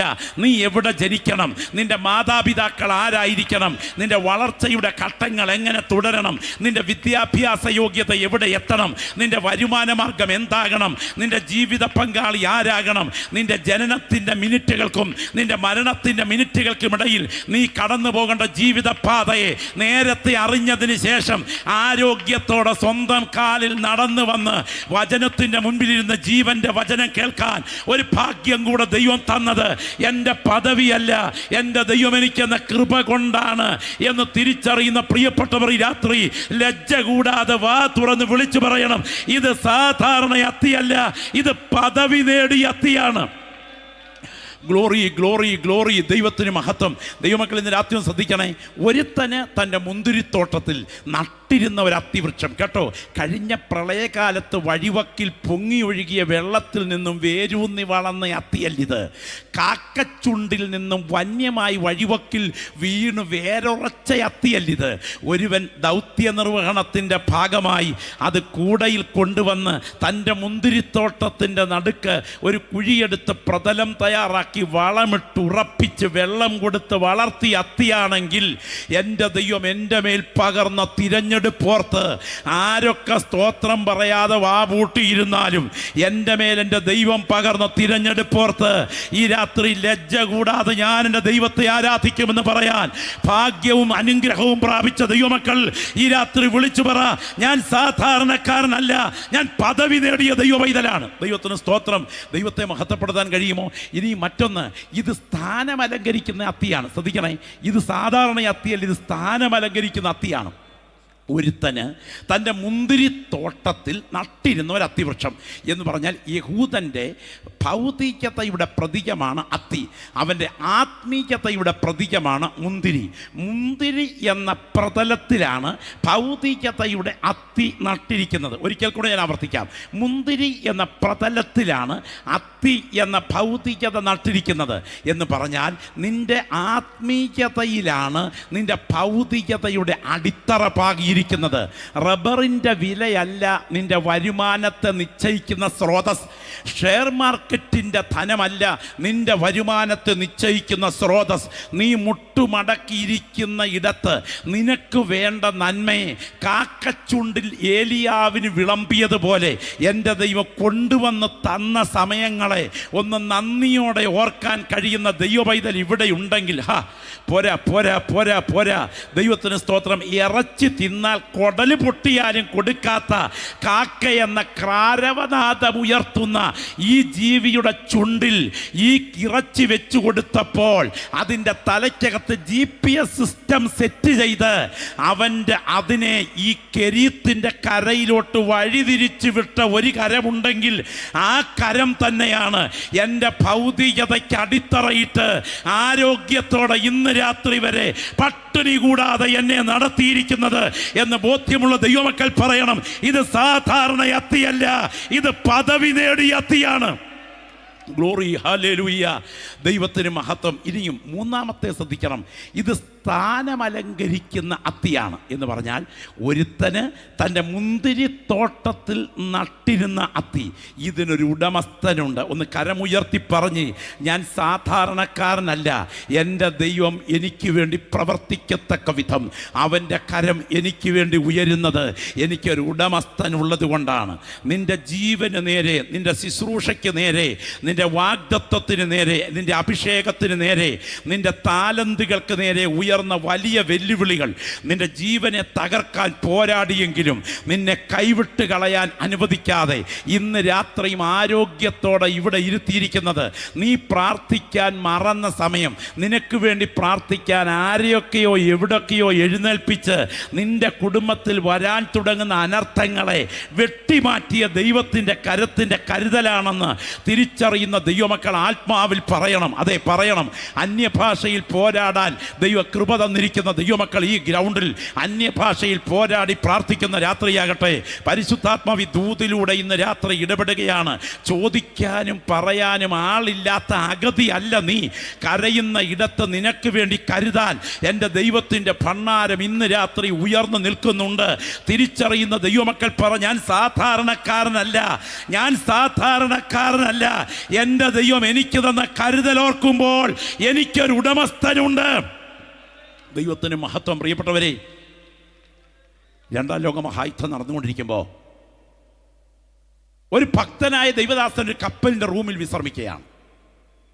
അർദ്ധരാത്രിയിൽ ആരോ ഇദ്ദേഹത്തെ തട്ടി വിളിക്കുന്നത് പോലെ, എഴുന്നേറ്റിരുന്ന് നിന്റെയും സഹയാത്രികരുടെയും സുരക്ഷിതത്വത്തിനായി പ്രാർത്ഥിക്കുക. ഞാൻ ഇന്ന് രാത്രി ദൂത് പറയാം. പ്രാർത്ഥിക്കാൻ ആവശ്യമില്ലാത്ത സമയം, പ്രാർത്ഥിക്കാൻ നിനക്കൊരു അന്തർനിയോഗം കിട്ടുന്നുണ്ടെങ്കിൽ ഏതോ അനർത്ഥത്തെ ഒഴിവാക്കാൻ എൻ്റെ ദൈവം നിന്റെ മുൻപിൽ പ്രവർത്തിക്കാൻ പോകുന്നെന്ന് ആത്മാവിൽ തിരിച്ചറിയണം. അല്പ മിനിറ്റുകൾ ശക്തമായി പ്രാർത്ഥിച്ചു. പ്രാർത്ഥന കഴിഞ്ഞ് കിടന്നുറങ്ങി. ഉറക്കം തുടങ്ങുമ്പോൾ ആ കപ്പലിൻ്റെ അസിസ്റ്റന്റ് ക്യാപ്റ്റൻ തൻ്റെ സ്നേഹിതനായിരുന്നു.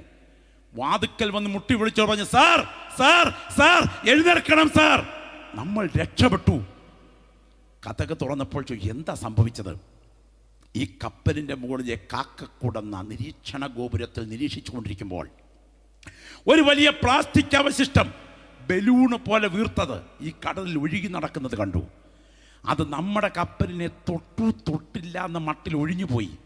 എന്നാൽ അതൊരു ബോംബായിരുന്നു. അത് പുറകെ വന്ന കപ്പലുമായി ഉരസി അത് പൊട്ടിത്തെറിച്ച് രണ്ടായി മുറിഞ്ഞ് സമുദ്രത്തിലേക്ക് ഇറങ്ങിക്കൊണ്ടിരിക്കുന്നു. നമ്മെ രക്ഷപ്പെടുത്തിയത് ദൈവമാണ്.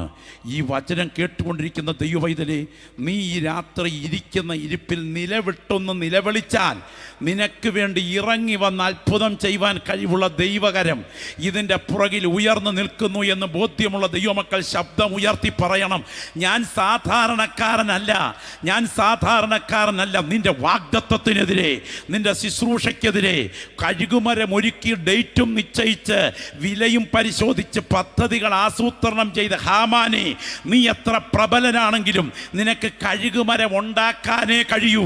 എന്നാൽ ഏത് കഴുത്ത് വേണം അതിൽ കയറി കുരുങ്ങാനെന്ന് എൻ്റെ ദൈവം അനുവദിക്കാതെ സംഭവിക്കില്ല എന്ന ബോധ്യമുള്ള ദൈവമക്കൾ ഈ ഗ്രൗണ്ടിൽ പറയണം, ഞാൻ സാധാരണക്കാരനല്ല, ഞാൻ പദവി നേടിയ ദൈവവൈതലാണ്.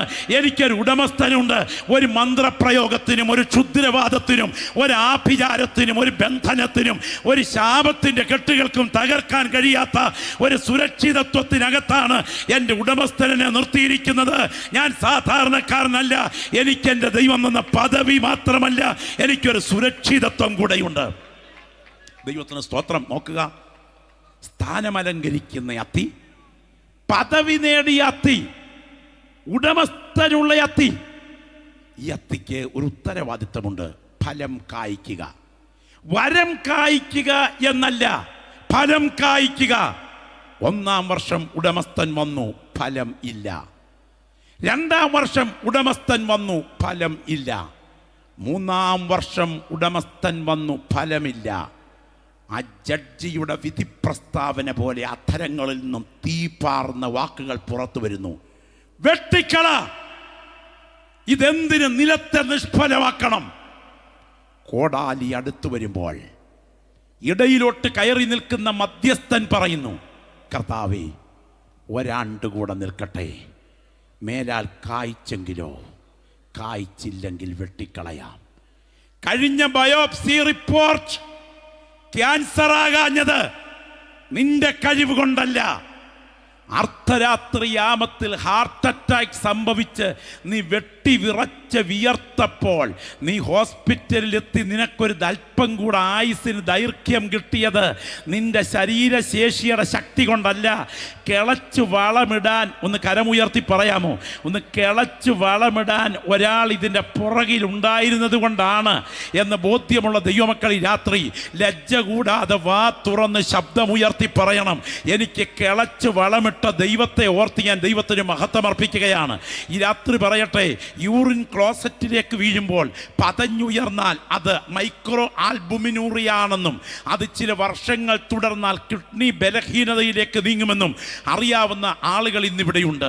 എന്നാൽ എത്രയോ നാളുകളായി ഈ പ്രതിസന്ധികൾ നിന്റെ ശരീരത്തിൻ്റെ കോശങ്ങളുടെ മേൽ കാർന്ന് തിന്മിൽ നടത്തിയിട്ടും നിന്റെ ജീവനെ മരണത്തിലേക്ക് തള്ളിവിടാതെ, നിന്നെ ഡയാലിസിസ് കിടക്കയിൽ എത്തിക്കാതെ ഇന്ന് രാത്രിയും ആരോഗ്യത്തോടെ ഈ ഗ്രൗണ്ടിലെത്തിച്ച് വചനത്തിൻ്റെ മുൻപിലിരുത്താൻ ദൈവം നിന്റെ മേൽ കൃപ പകർന്നത് നിന്റെ കുടുംബ പാരമ്പര്യത്തിൻ്റെ ശക്തിയല്ല കൂടപ്പറപ്പേ, നിന്റെ ശരീരത്തിലെ ജീനിൻ്റെ പിൻബലമല്ല സഹോദര, നിന്റെ തറവാടിൻ്റെ മഹത്വമല്ല. എൻ്റെ കർത്താവ് നിനക്ക് കിളച്ചു വളമിട്ടതുകൊണ്ട് രക്തത്താൽ ജയം, രക്തത്താൽ ജയം.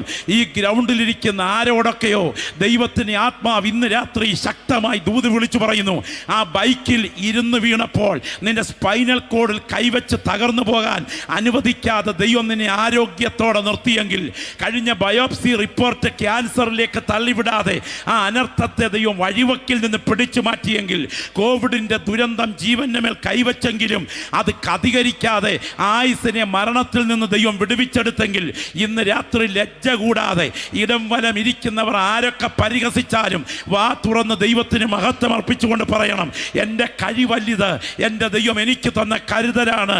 യേശുവിൻ്റെ രക്തത്തിൻ്റെ ശക്തി ഇവിടെ വ്യാപരിക്കുമ്പോൾ, അവിടുത്തെ വചനത്തിൻ്റെ അധികാരം ഇവിടെ ചലിച്ചുകൊണ്ടിരിക്കുമ്പോൾ, ദൈവത്തിന് ആത്മാവ് ചില വ്യക്തികളെ ആഴത്തിൽ അവൻ്റെ ക്രിയ നടത്തി വിടുവിക്കുന്ന രാത്രിയാണ്. സാത്താന്യ ശക്തികൾ ചില ശരീരങ്ങളുടെ മേൽ ഉന്നം വെച്ചുകൊണ്ട് ചില മരണത്തിൻ്റെ പദ്ധതികൾ ആസൂത്രണം ചെയ്ത് അധികം താമസിക്കാതെ നിന്നെ വലിച്ചിഴയ്ക്കാൻ തുടങ്ങുന്ന രോഗത്തിൻ്റെ ബന്ധനങ്ങളെ ഈ പ്രാർത്ഥന നടന്നുകൊണ്ടിരിക്കുന്ന സമയത്ത് ഞങ്ങൾ കൈവച്ച് പ്രാർത്ഥിക്കാതെ തന്നെ നിന്റെ ശരീരത്തിൻ്റെ കോശങ്ങളിൽ നിന്നും അകറ്റി മാറ്റിയിട്ട് നിനക്ക് കിളച്ച് വളമിടത്തക്ക വിധം ഒരു കരം ഇന്ന് രാത്രി ബലത്തോടെ ചലിച്ചുകൊണ്ടിരിക്കുകയാണ്. വഴിവക്കിൽ പോലും ദൈവസാന്നിധ്യം വ്യാപരിക്കുമ്പോൾ ആത്മാവിൽ ആരാധിക്കുന്ന ദൈവമക്കൾ കാണട്ടെ, യേശു ഈ ഗ്രൗണ്ടിൽ എത്തിയിട്ടുണ്ട്, യേശു ഈ ഗ്രൗണ്ടിൽ എത്തിയിട്ടുണ്ട്. തേജസ് വാരി ഉടുത്തുകൊണ്ട് ഈ ഗ്രൗണ്ടിൽ കൂടെ അവൻ നടന്നു നീങ്ങുന്ന കാഴ്ച. യെസ്, ശബ്ദമുയർത്തി കാണുന്ന ദൈവമക്കൾ സ്തോത്രത്തോടെ ശബ്ദമുയർത്തി പ്രതികരിക്കണം. എൻ്റെ യേശു ഇന്ന് രാത്രി ഇവിടെ എത്തിയിട്ടുണ്ട്. ചില വ്യക്തികളുടെ മേൽ അവിടുത്തെ കരം വയ്ക്കുന്ന രാത്രിയാണ്. അലറി ഇരമ്പുന്ന കടൽ തിരമാലകളുടെ കൈക്കുമ്പിളിൽ ആടി ഉലയുന്ന പടകിൽ എഴുന്നേറ്റ് നിന്നുകൊണ്ട് ഒറ്റ വാക്കിൽ പ്രകൃതിയെ നിലയ്ക്ക് നിർത്താൻ എൻ്റെ യേശുവിന് അധികാരമുണ്ടെങ്കിൽ ഈ രാത്രി അവന് മരണത്തിന്മേൽ അധികാരമുണ്ട്. കഴിഞ്ഞ ദീർഘവർഷങ്ങളായി ശരീരത്തെ മുറിവേൽപ്പിച്ച് ഒരു ഭ്രാന്തനെ പോലെ 6000 ദുർഭൂതങ്ങൾ കുടികൊള്ളുന്ന ദുരാത്മബാധിതനിൽ വ്യാപരിച്ച ദുരാത്മാവിനെ ഒറ്റ വാക്കിൽ പുറത്താക്കാൻ യേശുവിന് ശക്തി വ്യാപരിച്ചെങ്കിൽ പൈശാചിക ശക്തികളുടെ മേൽ അവൻ അധികാരമുണ്ട്. കഴിഞ്ഞ 12 വർഷമായി ചാറില്ലാത്തൊരു ചണ്ടി പോലെ രക്തം വാർന്നൊഴുകിക്കൊണ്ടിരിക്കുന്ന ഒരു സാധു സ്ത്രീ അവളുടെ വിറയ്ക്കുന്ന കരം നീട്ടി യേശുവിൻ്റെ വസ്ത്രത്തിന് തൊങ്ങലിൽ തൊട്ടപ്പോൾ അവളുടെ ശരീരത്തിലേക്ക് രോഗശാന്തി ഇരച്ചു കയറിയെങ്കിൽ അവന് രോഗത്തിന്മേൽ രാത്രി അധികാരമുണ്ട്. അടുത്ത ചില മണിക്കൂറുകൾക്കുള്ളിൽ സെമിത്തേരിയിലേക്ക് എടുക്കേണ്ട ഒരു 12 വയസ്സുകാരി പെൺകുട്ടിയുടെ ശരീരത്തിൽ നിന്ന് പറന്നകന്ന് പറുദീസയിൽ വിശ്രമിക്കുന്ന ആത്മാവിനെ അവളുടെ ശരീരത്തിലേക്ക് മടക്കി വരുത്താൻ യേശുവിന് അധികാരമുണ്ടെങ്കിൽ അവന് രാത്രി മരണത്തിന്മേൽ അധികാരമുണ്ട്, പ്രകൃതിയുടെ മേൽ അധികാരമുള്ള, രോഗത്തിന്മേൽ അധികാരമുള്ള, മരണത്തിന്മേൽ അധികാരമുള്ള, സാത്താന്റെ താവളങ്ങളുടെ മേൽ അധികാരമുള്ള, ശാപത്തിന്റെ കെട്ടുകളുടെ മേൽ അധികാരമുള്ള യേശു ഇന്ന് രാത്രി ഈ ആത്മീയ ശുശ്രൂഷയ്ക്ക് നടുവിൽ ഇറങ്ങി വന്നിട്ടുണ്ട്. അവന് രാത്രിയിൽ പറയുന്നു, ചില വ്യക്തികളുടെ മേൽ വെച്ചിരിക്കുന്ന മരണത്തിന്റെ ബന്ധനങ്ങളെ യേശുവിന്റെ നാമത്തിൽ അഴിച്ചു മാറ്റാൻ ആ കരം ബലത്തോടെ ചലിക്കുന്നു. മറക്കരുത്, ചില വ്യക്തികളുടെ മേൽ കോടാലി വീഴുന്നതിന് മുൻപ് അനുദപിക്കാൻ ദൈവാത്മാവ് വിളിക്കുന്ന രാത്രിയായി രാത്രി. ഓ രക്തത്താൽ ജയം. അന്യഭാഷയിൽ പ്രാർത്ഥിക്കാൻ നിയോഗമുള്ള ദൈവമക്കൾ ഇന്ന് രാത്രി അന്യഭാഷയിൽ പ്രാർത്ഥിച്ചു തുടങ്ങട്ടെ, അന്യഭാഷയിൽ പ്രാർത്ഥിച്ചു തുടങ്ങട്ടെ. ഹല്ലേലൂയ. ദൈവത്തിന് മഹത്വം, ദൈവത്തിന് മഹത്വം, ദൈവത്തിന് മഹത്വം. ഈ ദൂത ഇന്ന് രാത്രി ഇവിടെ മുഴങ്ങിക്കൊണ്ടിരിക്കുമ്പോൾ ഇതാ അതിനൊരായുസ് നിശ്ചയിച്ചു കഴിഞ്ഞു, 365 ദിവസം. പക്ഷേ പ്രതീക്ഷിക്കാത്ത സമയം ആയുസ് നിശ്ചയിച്ച അത്തിയുടെ മേൽ കോടാലി വന്ന് പതിക്കുന്ന ദിവസങ്ങൾ അടുത്തു വരികയാണ്. ഞാൻ ഈ പ്രസംഗം ഇവിടെ നടത്തിക്കൊണ്ടിരിക്കുമ്പോൾ ചില വ്യക്തികളെ ചൂണ്ടി ദൈവാത്മ പ്രവചിച്ചു പറയുന്നു, ഇന്ന് നിന്റെ കരച്ചിലിൻ്റെ രാത്രിയാകണം. കാരണം പ്രതീക്ഷിക്കാത്ത സമയത്ത് പ്രതീക്ഷിക്കാത്ത അതിഥിയെപ്പോലെ നിന്റെ പിൻപിൽ കോടാലി നിൽക്കുന്നു. ആത്മാവി രാത്രി നിന്നെ കഴുകലിനായി ക്ഷണിക്കുന്നു. ക്രൂശിന്റെ ചുവട് നിന്റെ വിടുതലിന്റെ രാത്രിയാണ്. അവിടെ നിന്റെ കെട്ടഴിയും, അവിടെ നിന്റെ ബന്ധനം പൊട്ടിമാറും. ഈ പ്രാർത്ഥന നടക്കുമ്പോൾ ചില കുടുംബങ്ങളുടെ മേൽ വീഴാൻ തുടങ്ങുന്ന കോടാലിയെ സ്വർഗം അഴിച്ചു മാറ്റും. Glory, hallelujah. നിങ്ങൾക്കറിയാമോ, 92 സെപ്റ്റംബർ മഹാരാഷ്ട്രയിലെ ലത്തൂർ ജില്ലയിൽ ഒരു ഭൂകമ്പമുണ്ടായി. നോക്കി നിൽക്കെ 21 ഗ്രാമങ്ങൾ അപ്രത്യക്ഷമായി. 40,000-ഓളം പേർ മണ്ണോട് മണ്ണ് മാറി.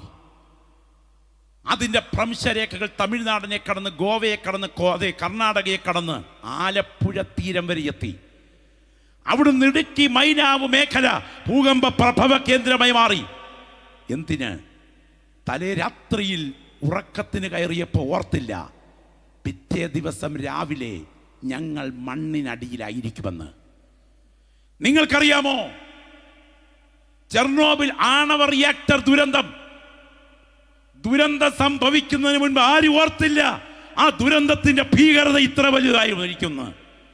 എൻ്റെ വാത്സല്യ സഹോദരങ്ങളെ, ഭോപ്പാൽ വിഷവാതക ദുരന്തം ഓർമ്മയുണ്ടോ? ഉറങ്ങാൻ കട്ടിൽ കയറിയപ്പോൾ ഓർത്തില്ല, അടുത്ത രാവിലെ ഉണരില്ല, ഇത് അന്ത്യ ഉറക്കമാണെന്ന്. കോടാലി വീണാൽ രക്ഷപ്പെടുത്താൻ ശക്തിയുള്ള ഒരാളും ഇവിടെയില്ല. എന്നാൽ എത്ര കൊടിയ അനർത്ഥത്തെയും ഒഴിവാക്കിക്കൊണ്ട് മരണത്തെ ഭയപ്പെടാതെ യേശുവിനെ ആലിംഗനം ചെയ്യാൻ ഏൽപ്പിച്ചു കൊടുത്താൽ നിന്റെ നിത്യത ഉറപ്പാക്കാൻ കഴിവുള്ള ദൈവശക്തി ഈ ഗ്രൗണ്ടിൽ വ്യാപരിക്കുകയാണ്. ശബ്ദം ഉയർത്തി പ്രാർത്ഥിക്കണം, എൻ്റെ മേൽ ന്യായവിധിയുടെ കോടാലി വീഴരുത്. ഞാൻ ഒറ്റ കാര്യം ചോദിച്ച് അവസാനിപ്പിക്കട്ടെ. ഒന്നാം മരണമാണോ വലുത്? രണ്ടാം മരണമായ നിത്യ നരകമാണോ വലുത്? ഏതാ വലുത്? ആവർത്തിക്കുന്നു, ഒന്നാം മരണമാണോ വലുത്? രണ്ടാം മരണമായ നിത്യ നരകമാണോ വലുത്?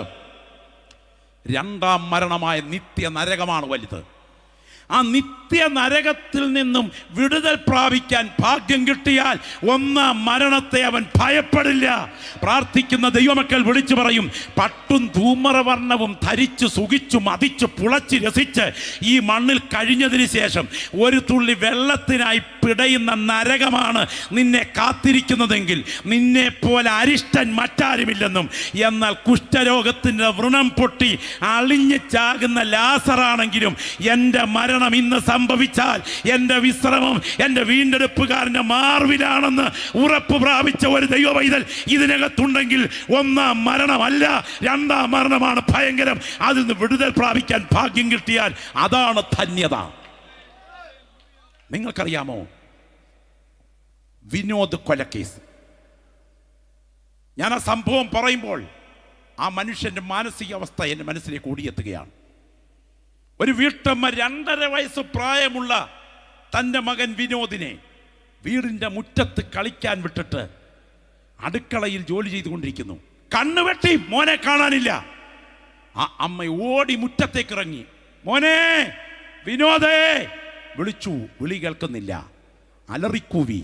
നാട്ടുകാരോടിക്കൂടി അന്വേഷണം ആരംഭിച്ചു. അരിച്ചു പിറക്കി. ഞെട്ടിപ്പിക്കുന്ന രംഗം കണ്ടു.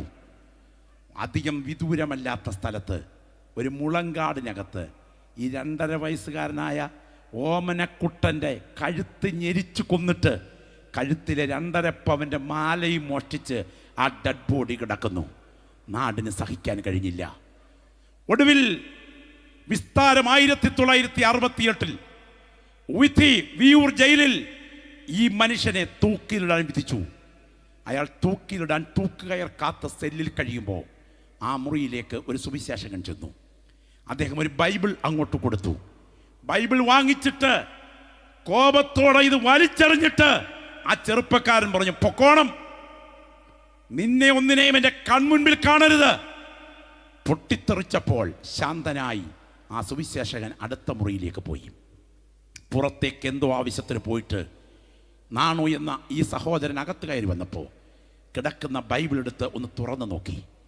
ആ ബൈബിൾ തുറന്നപ്പോൾ തൻ്റെ ചങ്കിലുടക്കിയ വാക്യമെന്നറിയാമോ? തൻ്റെ ഏകജാതനായ പുത്രനിൽ വിശ്വസിക്കുന്ന ഏവനും നശിച്ചു പോകാതെ നിത്യജീവൻ പ്രാപിക്കേണ്ടതിന് ദൈവം അവനെ നൽകുവാൻ തക്കവണ്ണം ലോകത്തെ സ്നേഹിച്ചു. ചങ്കിലേക്ക് ചാട്ടുള്ളി പോലെ കയറിയ വചനം നെഞ്ചിൽ ഇടിച്ചു കയറുന്നത് പോലെ തോന്നി. നെഞ്ചോടടുപ്പിച്ച് ബൈബിൾ കെട്ടിപ്പിടിച്ച് കവിണ് കിടന്ന് കരഞ്ഞു. രക്ഷാനിർണയം പ്രാപിച്ചു. ജയിൽ ചുമതലക്കാരോട് താൻ ആവശ്യപ്പെട്ടു, എനിക്ക് 3 കാര്യങ്ങൾ സാധിച്ചു തരണം. ഇതിനെക്കുറിച്ച് കൂടുതൽ അറിയാൻ ആ സുവിശേഷകനെ സ്ഥലത്ത് കൊണ്ടുവരണം. എനിക്ക് വിശ്വാസ സ്നാനം സ്വീകരിക്കണം. എനിക്ക് വിശുദ്ധ മേശയിൽ പങ്കുകൊള്ളണം. എൻ്റെ കണ്ണുകൾ മരണാനന്തരം അന്ധനായ ഒരുവന് ദാനം ചെയ്യണം. എന്തിന്? ഇനിയും ഞാൻ പറയാൻ പോകുന്നത് മരണത്തിൻ്റെ ഭീകരയാതയായ 2ാം മരണത്തിൽ നിന്ന് വിടുവിക്കപ്പെട്ടവൻ്റെ ധൈര്യമാണ്. സ്തോത്രം. അന്ന് രാവിലെ നടന്ന ജയിൽ രംഗം ജയിൽ ചുമതലക്കാർ പറയുന്നു, തലേ രാത്രിയിൽ ഇങ്ങനെയുള്ള ആളുകൾ ഉറങ്ങാറില്ല. പക്ഷേ നാണു ശാന്തമായി ഉറങ്ങി. തുറന്ന ബൈബിൾ നെഞ്ചിൽ വെച്ച് വായിച്ചു. അത് കഴിഞ്ഞ് നെഞ്ചിനോട് ചേർത്ത് ബൈബിൾ വെച്ചുകൊണ്ട് രാത്രി ഗാഠമായി ഉറങ്ങി. രാവിലെ പോലീസുകാർ വിളിച്ചുണർത്തുകയായിരുന്നു. ഒടുവിൽ കുളിച്ചൊരുങ്ങി ഡോക്ടേഴ്സ് ചെക്കപ്പ് കഴിഞ്ഞ് തീരെ ചുവടുകളോടെ കുലക്കയറിൻ്റെ അടുക്കലെത്തിയപ്പോൾ അദ്ദേഹം പറഞ്ഞു, എനിക്ക് പ്രാർത്ഥിക്കാൻ സമയം അനുവദിക്കണം. മുട്ടുകുത്തി 2 കൈകളും ഉയർത്തിപ്പിടിച്ച് പ്ലാറ്റ്ഫോമിൻ്റെ മുൻപിൽ നിന്ന് ഈ മനുഷ്യൻ പ്രാർത്ഥിച്ച വാചകങ്ങൾ, നസ്രയനായ യേശുവേ, എൻ്റെ പാപക്കറകളെ കഴുകിക്കളഞ്ഞ് എന്നെ നിത്യതയ്ക്കോഹരിയാക്കിയ അങ്ങയുടെ രക്തത്തെ ഓർത്ത് ഞാൻ സ്തോത്രം ചെയ്യുന്നു.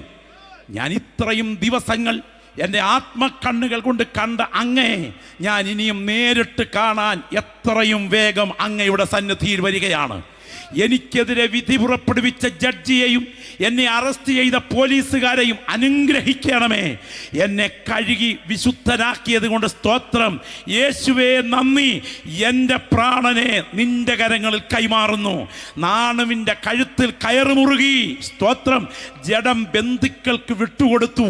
മരണത്തെ പാട്ടോടെ അഭിമുഖീകരിക്കാൻ ഈ കൊടിയ പാപിയെ കഴുകിയ രക്തത്തിൻ്റെ ശക്തി നിന്റെ മേൽ വരാൻ തുടങ്ങുന്ന ന്യായവിധിയുടെ കോടാലി അഴിച്ചു മാറ്റി നിന്നെ നിത്യതയ്ക്ക് അർഹനാക്കാൻ ഇന്ന് രാത്രി ഈ ഗ്രൗണ്ടിൽ വാദിക്കുകയാണ്.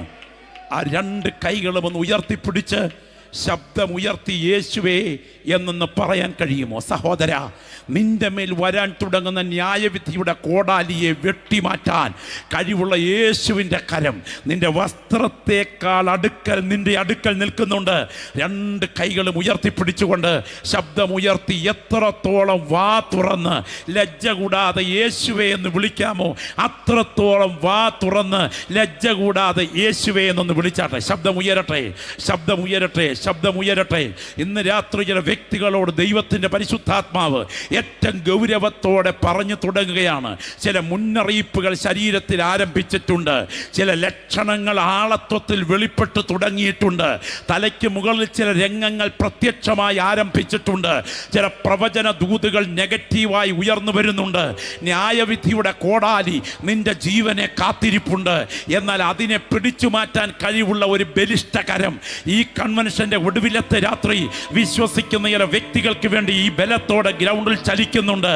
അനർത്ഥദൂതൻ്റെ കരങ്ങൾ നിന്റെ മേൽ വരാൻ, ന്യായവിധിയുടെ തണുത്ത ദിവസങ്ങൾ നിന്റെ മേൽ വരാൻ, കുടുംബത്തിൽ ഉയരാൻ തുടങ്ങുന്ന അനർത്ഥത്തിൻ്റെ കെട്ടിനെ അഴിച്ചുവിടാൻ യേശുവിൻ്റെ കരം ഇന്ന് രാത്രി ബലത്തോടെ ഉയരുമ്പോൾ, ഈ രാത്രി ലജ്ജ കൂടാതെ അടുത്ത് നിൽക്കുന്നയാൾ കണ്ടാലും കണ്ടില്ലെങ്കിലും എൻ്റെ കരമുയർത്തി ഞാൻ വിളിക്കുകയാണെന്ന് പറഞ്ഞ് എത്രത്തോളം ശബ്ദമുയർത്തി യേശുവേ എന്ന് വിളിക്കാമോ അത്രത്തോളം ശബ്ദമുയർത്തി യേശുവേ എന്ന് വിളിച്ചു തുടങ്ങുമെങ്കിൽ ഈ രാത്രി ഞങ്ങൾ നിങ്ങൾക്കായി പ്രാർത്ഥിക്കാൻ ആഗ്രഹിക്കുകയാണ്.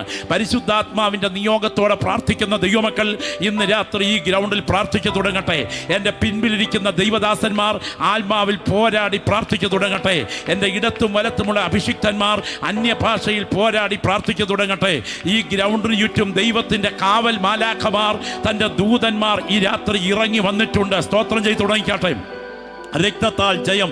നമ്മുടെ കണ്ണുകൾക്ക് കാണാൻ കഴിയാത്ത വിധത്തിൽ, നമ്മുടെ നഗ്ന നേത്രങ്ങൾക്ക് എത്തിപ്പിടിക്കാൻ കഴിയാത്ത വിധത്തിൽ, നമ്മുടെ മാംസ കണ്ണുകൾ കളന്ന് കുറിക്കാൻ കഴിയാത്ത വിധത്തിൽ ചില വ്യക്തികളുടെ ശരീരത്തിന്മേൽ ആധിപത്യം പുലർത്തുന്ന ബന്ധനങ്ങളെ ഈ രാത്രി അഴിച്ചുവിട്ട് ചില പ്രിയപ്പെട്ടവരുടെ മേൽ മരണത്തിൻ്റെ കരങ്ങളെ തടുത്തു മാറ്റി വിടുതൽ പകരാൻ യേശുവിൻ്റെ കരം ബലത്തോടെ വ്യാപരിക്കുന്നുണ്ട്. അഭിഷിക്തന്മാർ പ്രാർത്ഥിച്ചുകൊണ്ടിരിക്കുമ്പോൾ ദൈവമക്കൾ ഈ രാത്രി കരങ്ങൾ ഉയർത്തി ലജ്ജ കൂടാതെ വാ തുറന്ന് രണ്ട് കൈകളും ഉയർത്തി യേശുവേ എന്ന് വിളിക്കണം. യേശുവേ എന്ന് വിളിക്കണം. യേശുവേ എന്ന് വിളിക്കണം. ലജ്ജ വേണ്ട. ശബ്ദമുയരട്ടെ, ശബ്ദമുയരട്ടെ, ശബ്ദമുയരട്ടെ, ശബ്ദമുയരട്ടെ. ദൈവത്തിന് മഹത്വം, ദൈവത്തിന് മഹത്വം, ദൈവത്തിന് മഹത്വം, ദൈവത്തിന് മഹത്വം.